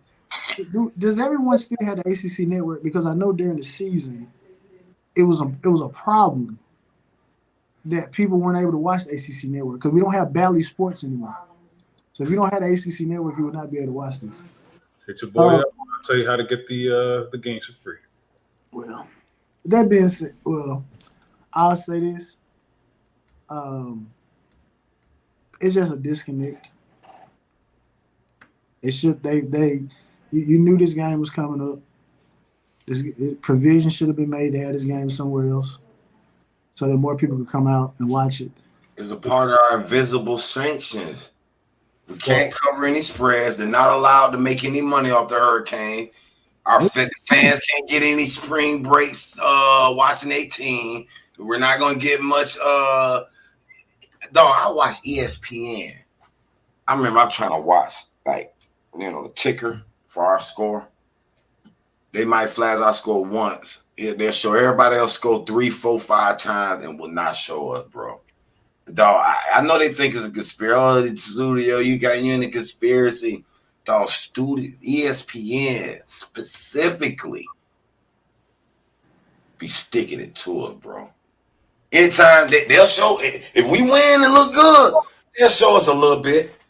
If we embarrass, they'll use it as a introduction clip to one of their pro shows. I promise you, they'll show Miami getting embarrassed on the intro clip. I said, but they can't show the fucking score of our game. Excuse my French. right. I mean, how many more times we got to watch that Doug Flutie show throw? But Hey, I'm one gonna tell thing, you else. Hold up. Well, no, I'm gonna let you finish out because no. no, I no, was, no. Please go ahead, Shad. I know you. no, you No, got I want to hear that. How many times we got to listen to that Doug Flutie, South Coast? That's what no, I'm saying. no. What you gonna say, South Coast? Well, I was just gonna say because I know things are probably getting a little interesting there at the Shad household. Little Shad probably needs a little infamil. But anyway, no, my take on all this, if you notice, when they first announced that it was the spring game was going to be at Cobb Stadium and limited seating and we made fun about the big top circus pay-per-view, but if you notice when they announced that it was a select few that were coming to the game, that's when the hype machine went totally stupid. It's almost like they all started jockeying for positions. You see where I'm getting at? Like, ooh, whoever blows the most smoke up their butts and whoever pumps all the sunshine, they'll get, front row seats. And I'm just saying that. But it I don't know. I don't know what's going on. I don't get it. But I will tell you this. I would not be, and this may be Cuban influence, I wouldn't be surprised if the first 499 people in the gate are those who are receiving checks. Well, let me And give then you. also, now talking about the screen passes, I don't want to backtrack, but the fishnet portion of the show, if you go back and look at that, they're throwing wide receiver screens into the fishnets. Yeah, they are. But anyway, yeah, I don't. There is something afoot, but I don't get it because it's the spring game. Nobody throws. They're just any program on the spring game. I don't care if it's high school to college. You're just out there just kind of going through a game time situation with the folks who've been through the spring just to see where they're at, see where your deficiencies are, where your efficiencies are, and you take that and you use that going into the fall camp. That's all it is. Now, I don't know, dude, but I guarantee you one thing. You could probably think of at least 5 people that will be front row and center on the sideline passes. But I think it's just like you said, it's just an opportunity for them to come out and see what their investment has paid for. So one thing, just I'm not gonna be a little bit controversial here, right? You always. So, huh? Yeah. So the city of Coral Gables does not want certain type of people in their neighborhood, and that's where the hurricanes reside at. So um, Are you saying it's a Clorox district? I'm just saying. So Think about that.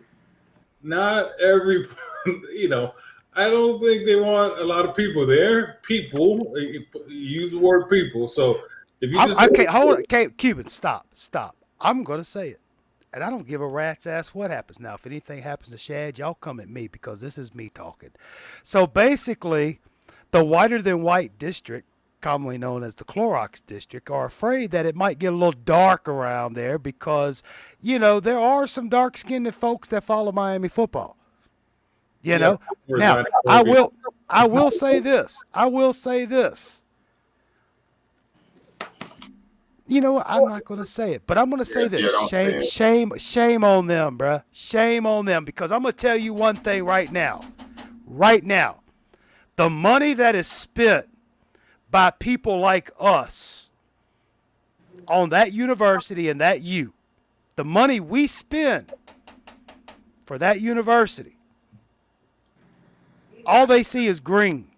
But they have to understand it's folks like us that help keep it's people like us they need. I'll put And it I'm sorry, Shad. I hope I didn't wake the young No, one up. no, no. But I am so sick and damn tired of this shit. This is the same bullshit I had to go through back in the 80s. It's the same bullshit I had to go through in the 90s. Why are you following that? Okay, Cuban, pull me back. Pull me back, Cuban. yeah. Sorry. I didn't mean to get to it because the thing is, I ride my bicycle there and I get questioned a lot. So just imagine me, 5,000 of me riding through that neighborhood. That's not a fun feeling. So, it's bullshit. I don't know what the hell we're hiding. Don't know why he's on campus. There is no parking around there. It makes, these people think that it's going to be 500 people in the stands. Right outside Cobb Stadiums, they have about 30 parking spaces. Jordan, you're a baseball fan, right? Yeah. You see you see the stands. Is it always filled? No. Nope. You know why? Because you cannot park there. There's You nowhere know- to park in Coral Gables. They're gonna shut that parking garage down. Watch, I guarantee it. So they have to shut the parking garage down because you need that garage for recruits that are going to be at the game. So you're going to tell me these elite. So this is the thing. You're going to tell me the tier 1 Canes that are paying, right? You're going to tell them to catch the train to go to the spring game. That's not going to happen, fellas. If you join Canes Connection, I think if you become like a donor to Canes Connection, you better get in there now because I think the first 10 rows are full. But if you join right now, they might get you in the 20th row. Yeah. So the thing, I mean, that's something that you said again. So if ACC Network is going to be there, they need somewhere to park their trucks. All right. So that little strip of parking spaces is not that much. So don't be surprised if the stands are empty. And it's not because Canes fans don't want to go. It's just You got nowhere to park. you got nowhere to park. But I mean, I would not be surprised if it all of a sudden it's not on AC Network Digital Plus or whatever. It's all of a sudden it's on a ESPN Plus. It's on a pay-for-view basis. All right, Shad, I'm sorry. I didn't mean to ruin your structure, but I had to say that. And I'll probably save the rest of that conversation because don't get me started. Don't get me started on that because I'll just finish that tomorrow. No, but no, I mean that was the last topic. I mean, Can I have my closing remarks before you close the show? no, we gonna get to closing remarks. we're gonna, we don't just end the show on the last topic. We do the closing. You get your closing mark. Well, no, this might be a long one. We might have some comeback. It's not controversial. It's just my opinion. Oh, that's boring. Okay, I mean, we'll see how it goes. But John, you could be right, and like you say, QB bring up some interesting points about that because yes, now that you think about it, I've been to a baseball stadium at the college I went to, and it wasn't a lot of room for a lot of a lot of other people there. The visiting team's bus, that's 6 or 7 spots right there, so it wasn't very big. But And no tailgating. You better take that tailgating somewhere else. Don't tailgate. hopefully it remains on the ACC network. Hopefully it does, because obviously, wait a minute, because yeah, last year we couldn't see the spring game. Yeah, No, we could. you Yeah, could. we could. With Canes Fest. So all we got from that was just hearsay. No, Oh, Shad. yeah, No, Shad. It was on TV. It was because I watched it. it was I at don't know if it was at the Inter Miami Soccer Stadium. Wait a minute. yeah. I'll send it to you. I may have been at work then. That may be why I didn't see it. I may have been at work. Okay. I swear I thought it was last year. I thought I saw that. Yeah, I it may was have been on. watching. I It was didn't on. have the It was on VCR TV. turned on. Yeah, it was on TV. But that was Canes Fest though, right? So they combined the two together though, right? I don't know about that. I can't You'd have to talk to the man on the streets, bruh. Okay. All right. Well, anyway, well, since Cuban said he has closing thoughts, I'll let y'all two start because he says it may be room for. Let me start because it's not that. It's No. We're gonna let Studio and South Coast go first because, like you say, you long winded. Well, Studio, I'll yield my time to. I'll let Cuban go before me. So okay. if Studio wants to go first, that's up to Studio, him. you got any last words? Or you gonna just see what Cuban Kane gonna say and just rebuttal off of that? I'll let Cuban Kane go because I know I'm gonna have I know I'm gonna have a rebuttal. He always rebutted me. So I know I'm gonna rebuttal him. all right. So here we go. So if Miami Well, admits, well, I'm not giving you my time. I'll give my last words. okay, that's your shot. That you can close it out. So, and then we'll go to you. Um, again, like I say, I appreciate you guys hopping on. We got through all the topics, gave concise answers, good dialogue. We didn't agree, we didn't just walk lock, step, and barrel with each other on every answer. But like I said, I'll say this. I do think that the loss of Henry Parrish, along because again, the oldest running back on our roster, two oldest running backs on our roster, is Citizen and AJ Allen, and one of them has not played a collegiate snap period, and the other, and the other played a year, got hurt, played some this year, and got hurt again. Those are the elder statesmen in the running back room. Now, I don't agree that we should bring in a portal guy.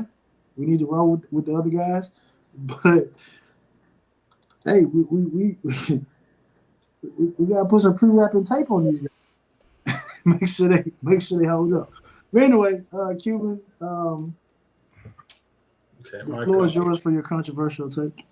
So if Miami administration is listening to this, if Florida State and Clemson and North Carolina and whoever wants to leave the ACC, let them leave. Okay. Because what's going to happen, there's going to be a lot of mid-tier programs, right? Granted, yes, they're going to make a lot of money, but there's 12 teams in the playoffs. Stay in the ACC or The go 14, they're moving to 14. fine, 14, right? Stay in the ACC or go independent. It doesn't make any sense to go to a SEC and the Big Ten and you make all this money, but you never make the playoffs because you're a middle of the road team. Be smart, Miami, and stay in the, it might be stupid, right? But stay in the ACC. Don't go chasing, SEC. You're going to be a middle of roll ass team. Stay your dumb selves in the ACC or go independent. Don't go to any other conference and just stick. Don't listen to these people, right?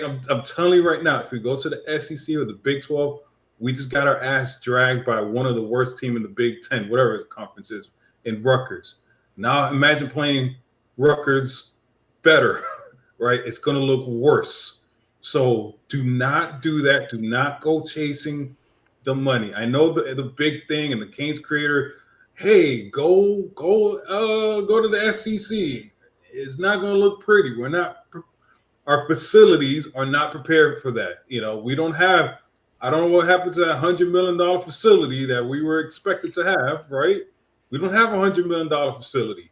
Right? We don't have an unlimited collections. Right? A Canes collection. We don't have all of that. You go and chase the money like we did from the Big East to the ACC. You're going to hurt the program, right? Go be an independent, sign a TV contract with Apple, Amazon, a streaming company out there that's looking for sports, and you'll make all that money back. CW. CW, whatever. Don't go chase.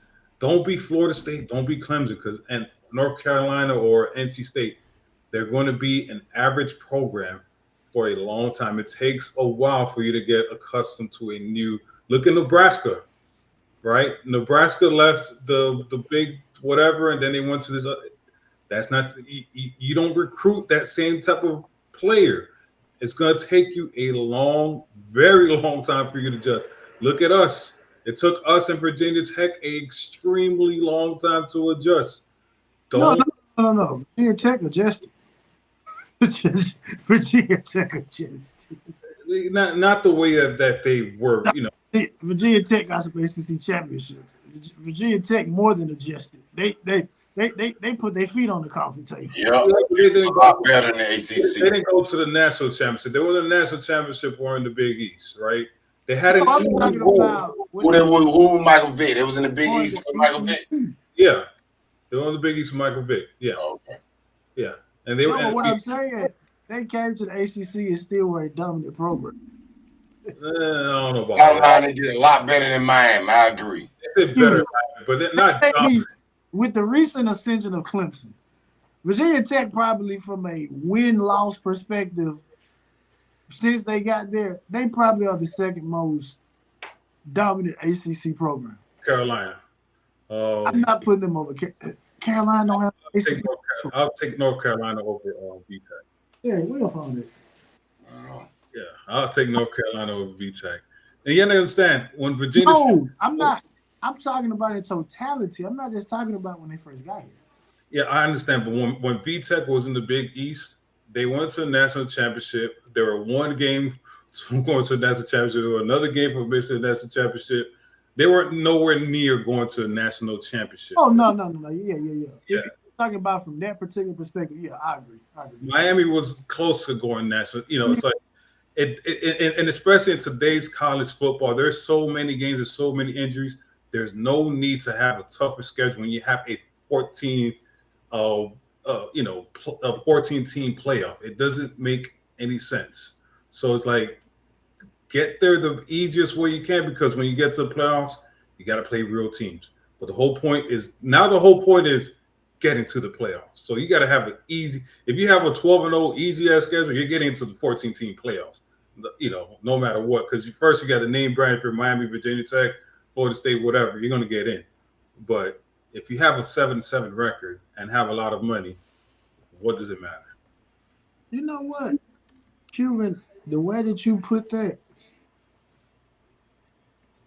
I thought, that's interesting, because it kind of coincides with something, as you call him, Coach Pompano said. For whatever reason, individuals feel like that if we switch conferences, that we're automatically going to become a better football team. Oh, shit. I don't know how people have got their correlation together, but you make a good point. Now, obviously, from a revenue standpoint, that's the driving force. But as you say, we chased the money from the Big East over to the ACC, and that hasn't worked too well. And so now individuals are talking about chasing the money, going to the SEC or the Big Ten, but no one is saying that we'll go to the SEC or go to the Big Ten and instantly become one of the top two teams. So that is a fantastic perspective. And I don't think anyone, maybe some of the bigger shows will talk about that. No, everybody SEC. I was like, man, if you go to SEC, you got to play against. I'm talking about money wise. You got to play against Texas and Texas A&M. Do you know what the hell they got in there? I'm like, that's something you do not want to go head to head with when, it's like, we don't got that type of money, man. And, you could, it's like Washington, right? Washington kind of snuck their way in there. Nobody noticed. The next thing you know, they're playing a national championship and have a chance, right? When Georgia out here pretty much went undefeated for 3 years, lost one game and missed the playoffs, right? It's like, why? Why even put yourself through that mental masturbation? Sorry, Shad, but it's like, just take the easy route, man. I'm not for taking easy route, but it's take the smart route. Yeah, I'm looking at it now. Not to backpedal, but yeah, Virginia Tech won the ACC in 04, 07, 08, and 2010. They did shit. Yes. Have you not paid attention to the rise of the fall? So Frank Beamer said, I mean, we play football over here. Give me a black man at quarterback and we're gonna go to work. We'll go from Vic to Tyrod to Randall. Just give me a brother signal call, and I got Bud over there, and we'll do what we need to do. They won the Coastal or the ACC? No, they won the ACC. Wow. 4 times. They came when 04 when we came. And think about this. Again, Jordan, you got to talk about this in the rise of the fall. Think about this. The ACC said, look, we are bringing y'all over here so y'all can battle Florida State. And Virginia Tech, huh? Virginia Tech took less. Watch what we do when we first get over here. We pull it up and we winning it. You winning the ACC. Yeah. Matter of fact, Virginia Tech came over here year 1 and went 10-3. Yep. Frankie B said, y'all thought we were playing with the little kids over there. No, we come over here with y'all. Now, the team down south now, all Canes conference, they came in disrespectful and they they went 9-3 and let me see, did they beat us that year? Because I know they did beat us to go to the championship. They beat us to win it. They beat us 16-10. Yeah, they beat us to win it. Yeah. Not counting that Miami, I think Al Golden decided to not go. But Miami couldn't beat Georgia Tech. George, I don't mean that to jump on to what you got going on. But we got to talk about Cuban Kane not putting respect on Frankie B name. My bad, I'm wrong. My bad. I apologize. I'm wrong. Frankie B, listen, that's what Frankie B did in 07 when they won. Frankie B said, we just gonna go 11-3. Again. We just gonna go 11-3. Yeah, they had the 3, but when they're on the Big East, they had the 0 or the 1 and they're on the national championship. Hey, Frankie B said, I got a brother. That's what he did was smart. And I don't think nobody caught on to that. He was like, I got black QBs everywhere left to right. Hey, look what Frankie V did when Miami came up there. Just like 44-14. Spank him. Yeah. We gonna get y'all a light 44-14. Yep. This show done went off course, man. We ain't gonna give it V-Tech love, man. LV Tech. My bad. It Okay. went back to back. It went back to But my thing is national championship. One thing, Shad, this is what I beef with Florida State fans. They're like, we win ACC championship games. I don't give a shit about ACC. I want the national championship. Whatever the easiest route to get to the national championship, that's the route that I want to go through. Hey, check I'm me not out. trying to go through a damn gauntlet.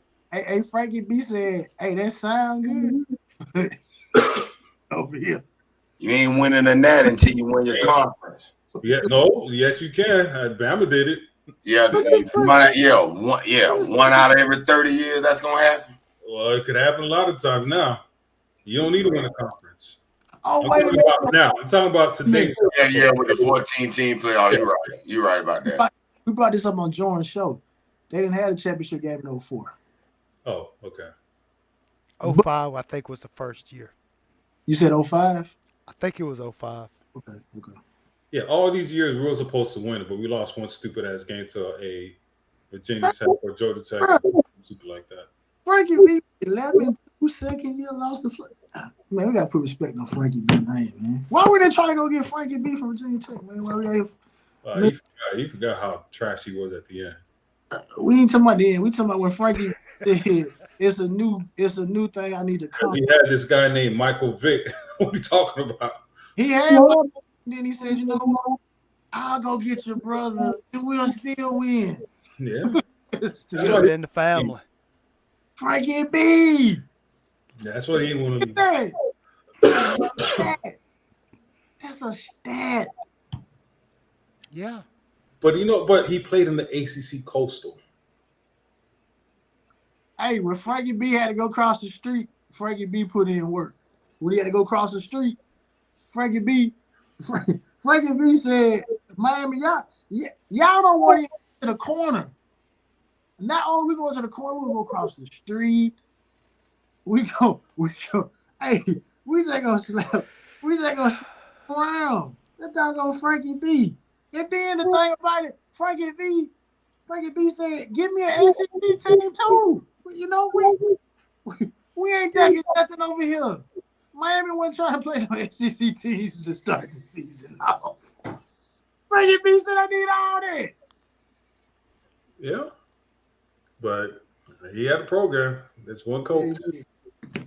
But wrong. But I would not leave the ACC. Studio, what are you guys' thought on what he said? Because I got our son out here breaking it down for Frankie B. Hey, says Cuban, I had a question. I had a little response to do. He said, Harbaugh, Jim Harbaugh, it took him 9 years. It ain't take Jim Harbaugh 9 years. I didn't say that. Don't give that to me because that was in the chat. I'm talking about the QB dude. The dude that's, the name he got. He was being sarcastic. Oh, okay. I'm like, Jim Harbaugh came out the gate winning 9-10 games. He came out the gate. You want 10 games year what? And jokers out here talking about. Yeah, and if it wasn't, matter of fact, if it wasn't for that block punt, they could have probably ran the table that first year against Michigan State. True. Yeah, but should have took a knee. The thing about that, the thing about Michigan first year, they were a bad spot against Ohio State in a muff punt, and we talking about. Hey, listen, we talking about. And they wanted to fire him. We talking about instant gratification, but that's all you want to say. No, I just when I had went out the room and saw that name, I've been wanting to say that to him when I seen that in the chat. I saw his name. I'm like, no, I've been wanting to say that to him. But he was sarcastic. Okay, I got it. No, QB the homie. South Coast, I'm just saying, because Cuban brings up a very interesting aspect. They are telling us that we're gonna go over to the Big Ten or the SEC. Well, programs over there. He got dragged by Rutgers people. And You the know, whole, the I whole had, and Jordan I games are gonna be played at. Hold up, wait a minute, hold up. look. 1 second, Stop Coach. 1 second. Stop Coach. We can't even beat Wisconsin.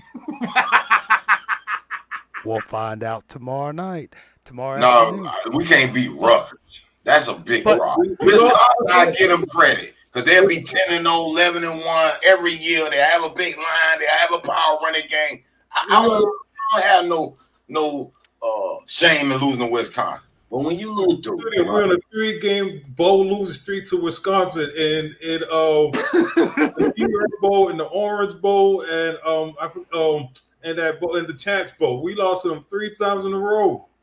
We can't. but you don't think it's that wasn't. weird that we playing that same team every year in the bowl game though? Yeah, That's that big. wasn't. Y'all don't join our conference. You're gonna get your ass drugged like this. Don't even. But you know they're gonna say, well, that wasn't Mario. Oh, That was shit. that was previous coaches.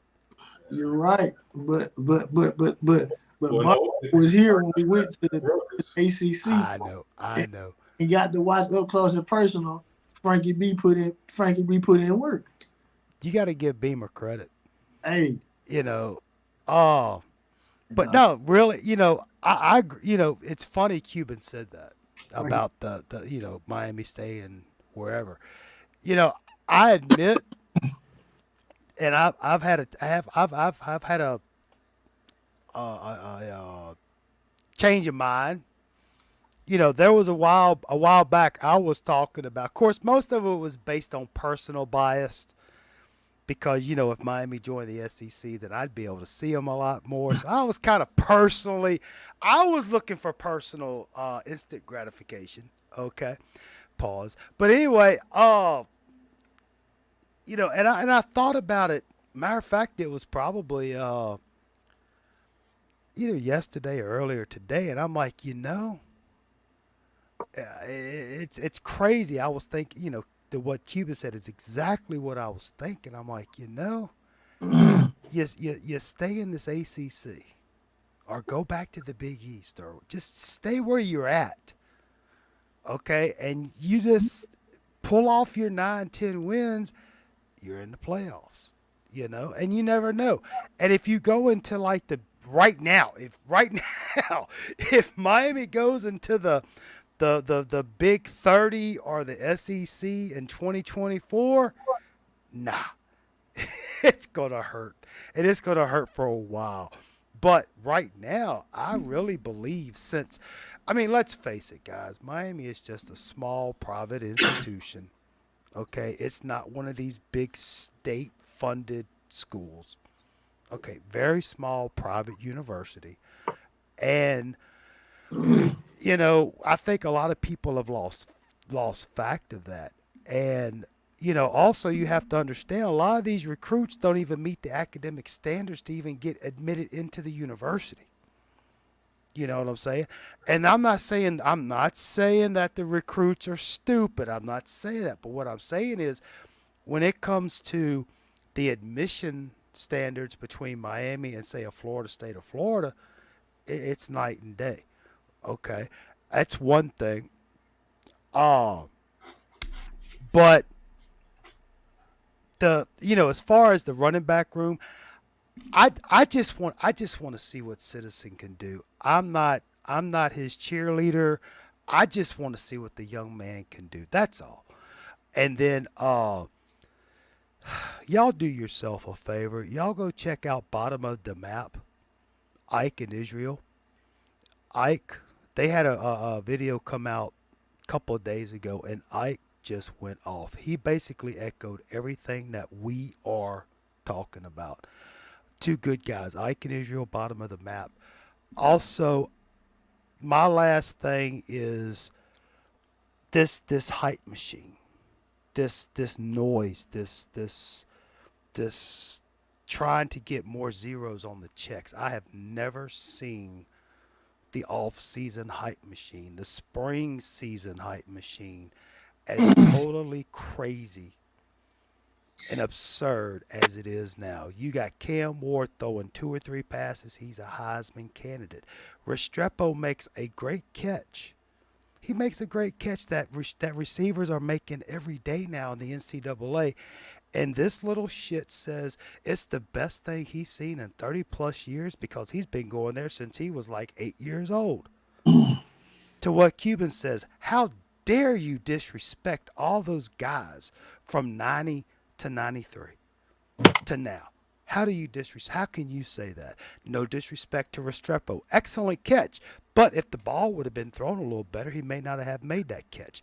And then second off, you had this forgive me for not remembering the guy's name, but the tight end that made that spectacular catch on a ball that was That underthrown by 8 for 23. was a terrible throw. Okay, first I thought it was a tackle eligible play. And I'm like, all right, we got a left tackle that can catch the ball. But no, that was 8 for 23. That was terrible. Okay. Oh, Said, he broke. He's coming back from a broken arm. well, non throwing arm. But, and I'm going to still consider Emery the 8 for 23 guy because I just don't think the young man has the arm strength right now. I'm sorry. I hate to say it. I hope he gets better. Now, Poffenberger, yes, he can dunk shirtless. Woohoo! Good for him. But you know what? I really hope, I hope Jakari, I hope Jakari is able to attain his life goals that he talked about in that video. I do. I'm not fanboy because, hey, look, still got it. Okay. I'm not fanboying it, but that's a good kid. And whether he's at Miami or wherever, I really hope that young man succeeds. But, it's the off season. If you want to get, within the first 20 rows for the spring game, join Canes Connection now. You can go to canesconnection.com. They take, I think they take debit cards, credit cards. Join is I getting don't paid. think they take checks. Join But is getting if you want to be able to go to the spring game, be sure to join Canes Connection. They're having a recruitment drive right now. They have openings. Okay. Second off, if they do put the spring game on pay per view, y'all make sure to hook me up with some links, bruh. But I'm done. I got the links. I'm watching all the games right now. We're talking NIL deals for media. We're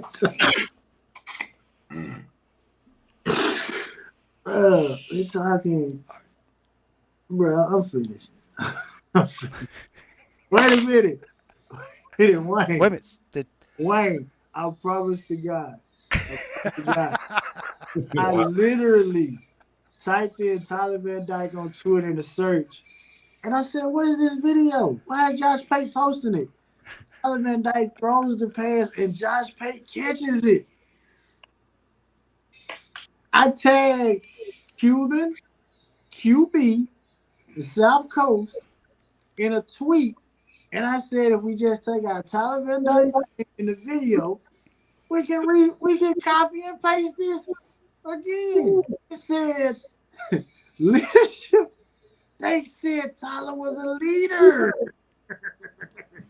Well, no, they say that there was one dude said he wasn't, and then I retweeted with what he said after the NC State. I'm like, that's not a leader, right? When he said he was gonna, we're gonna blow NC State out, they have no defense. I'm like, I just don't get it with our fan base sometimes, man. They just revisionist history. TVD was channeling his inner Jakari Harris. He threw the ball to Josh Pate. But this QB put a perfect thing what Rhett Lashley said. Rhett Lashley said, I adjust to what if the player says this is what I like and it's easy for me, I'm going to do it. I'm not going to put something where he's like, I don't know none of this stuff, and he's just going to mess up. And it's just, you kind of see it with TV. We all knew who TVD was, but this staff was like, no, it's our way or the highway. And I'm like, man, y'all just making things difficult for the man. He's not. It's he's a simple one person. Hey, throw the ball to Rambo, throw the ball to Mallory, throw the ball to Harley. and he did that. He broke records doing that. I'm like, I don't know why he would have changed that shit. Cuban, I'm gonna tell What? you the funny thing, and I gotta say a second ago. They talk crap about the air raid offense and the simplicity of it. But we have a quarterback who is coming from a system that you said cannot win a championship, and we are expecting him to learn an entirely new offense and be successful in 7 months. Hmm. And now don't do that, Shaq, because you say 11-1. I don't want to hear that shit. I can hear it from Jordan in Studio One. No, no, no, I no, am no. not hearing that from you. Not one bit. You need to be like, he is going to be the greatest thing to slice, but I'm not hearing that from you and the other guy. You You know what's said, going to be crazy is if Miami plays Wisconsin in a bowl game in Hold the on. 2024 No, season. to me, you know what that'd be? That'd be the conspiracy theory open back up. Because why are we playing all these former guys? I think this year is a setup for an embarrassment year. You got Manny coming in. Didn't we have somebody else former that we're gonna be Got playing against? SMU. SMU, that's another embarrassment. That Louisiana. Oh no, not Louisiana. Louisville with Don Chaney. I mean, I'm talking about the coach. It's another coach that we facing. Can't. That's either I can't think of it. Wasn't it Al Golden or somebody? No. He didn't know the name. It was somebody. He has a Duke, Lashley at SMU. It's Mike Norvell though. Mike Norvell though. Nah, but seriously though, Cuban, I did say 11-1. I don't care what Cam Ward does. I expect 11 wins. I don't care if that man goes 18 touchdowns and 22 interceptions. I don't care. Because if y'all said Emory Williams went out there and beat Clemson with that playbook, 8-23, okay. 8 for 23, yes. Hey, you better give it to Cam Ward. That $1 million, baby. You better give it to Cam Ward. We know we got a playbook that will get us a victory against a top defense. We get, hey, if we got to go to it a couple times this year, hey, so be it. But anyway, man, I got to go, guys. All right, dude. Appreciate it. Thank you, on man. tomorrow, me and Chuck and Chubsy, and everyone in the chat, please. But I know why people don't want to go look at it, because, and not people that's in my chat, but other people that may watch it later. I know why y'all don't want to watch the rise or the fall. Y'all are going to think, is this really 2009? Because this the same stuff that we saying today. And so you have to stop and say, wait a minute, the program is not in a better position. It's in the same position. It's been in neutral. The only thing that changed is the paint. All right, Shaq, before you go, what is your show schedule date? Because you pushed this show here back like 4 times. I'm like, wait a minute. I'm like, oh, I'm going to miss a show. Oh, it's tomorrow. Oh, I'm going to miss a show. Oh, tomorrow. Oh, when is it? I understand. Tough schedule. I was supposed, listen, we were supposed to have done this last week, but because, again, that's why I named it Spring Break Edition, because we were really going to just talk about Cuban's interaction, and then we're going to talk about the draft, right? I meant the draft. That was just going to be the whole show, and then we'll just spitball it after that. And so I was going to do it earlier this week, but same thing. So I said I have to do it Friday regardless. And I still had a delay, but we were able to make a last-minute save and get in here at 7. We'll have to do part 2 once we really see some scrimmages and really got some evaluation to get to. Who going to see some scrimmages? Whoa. But that means studio, you got tickets?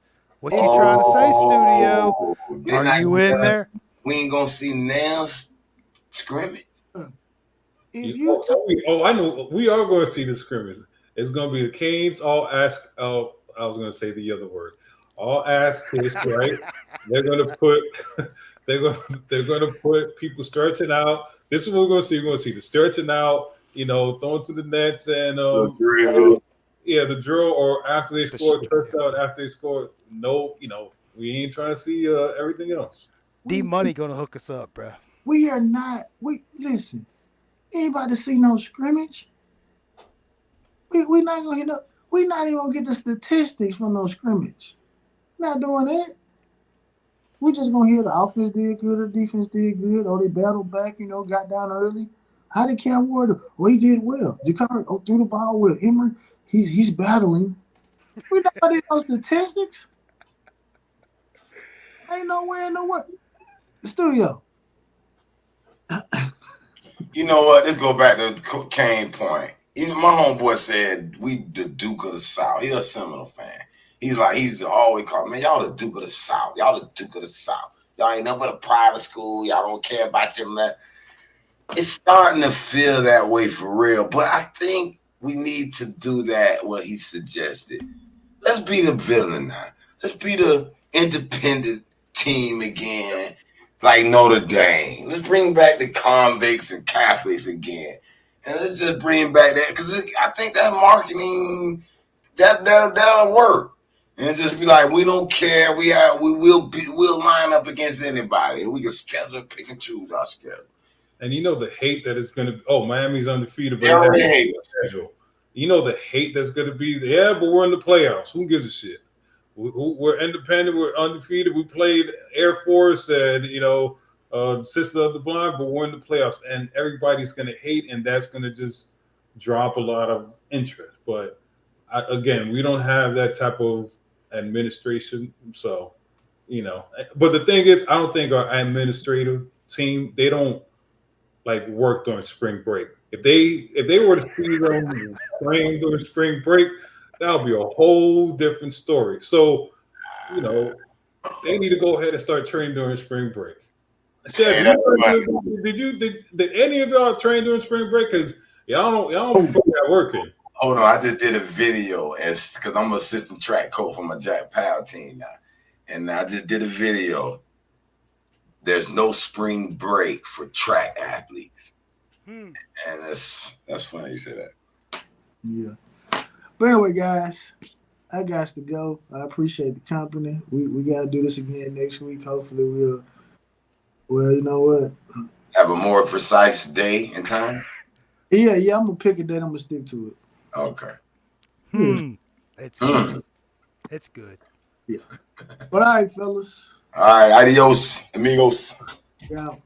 Appreciate it, guys. Thank y'all.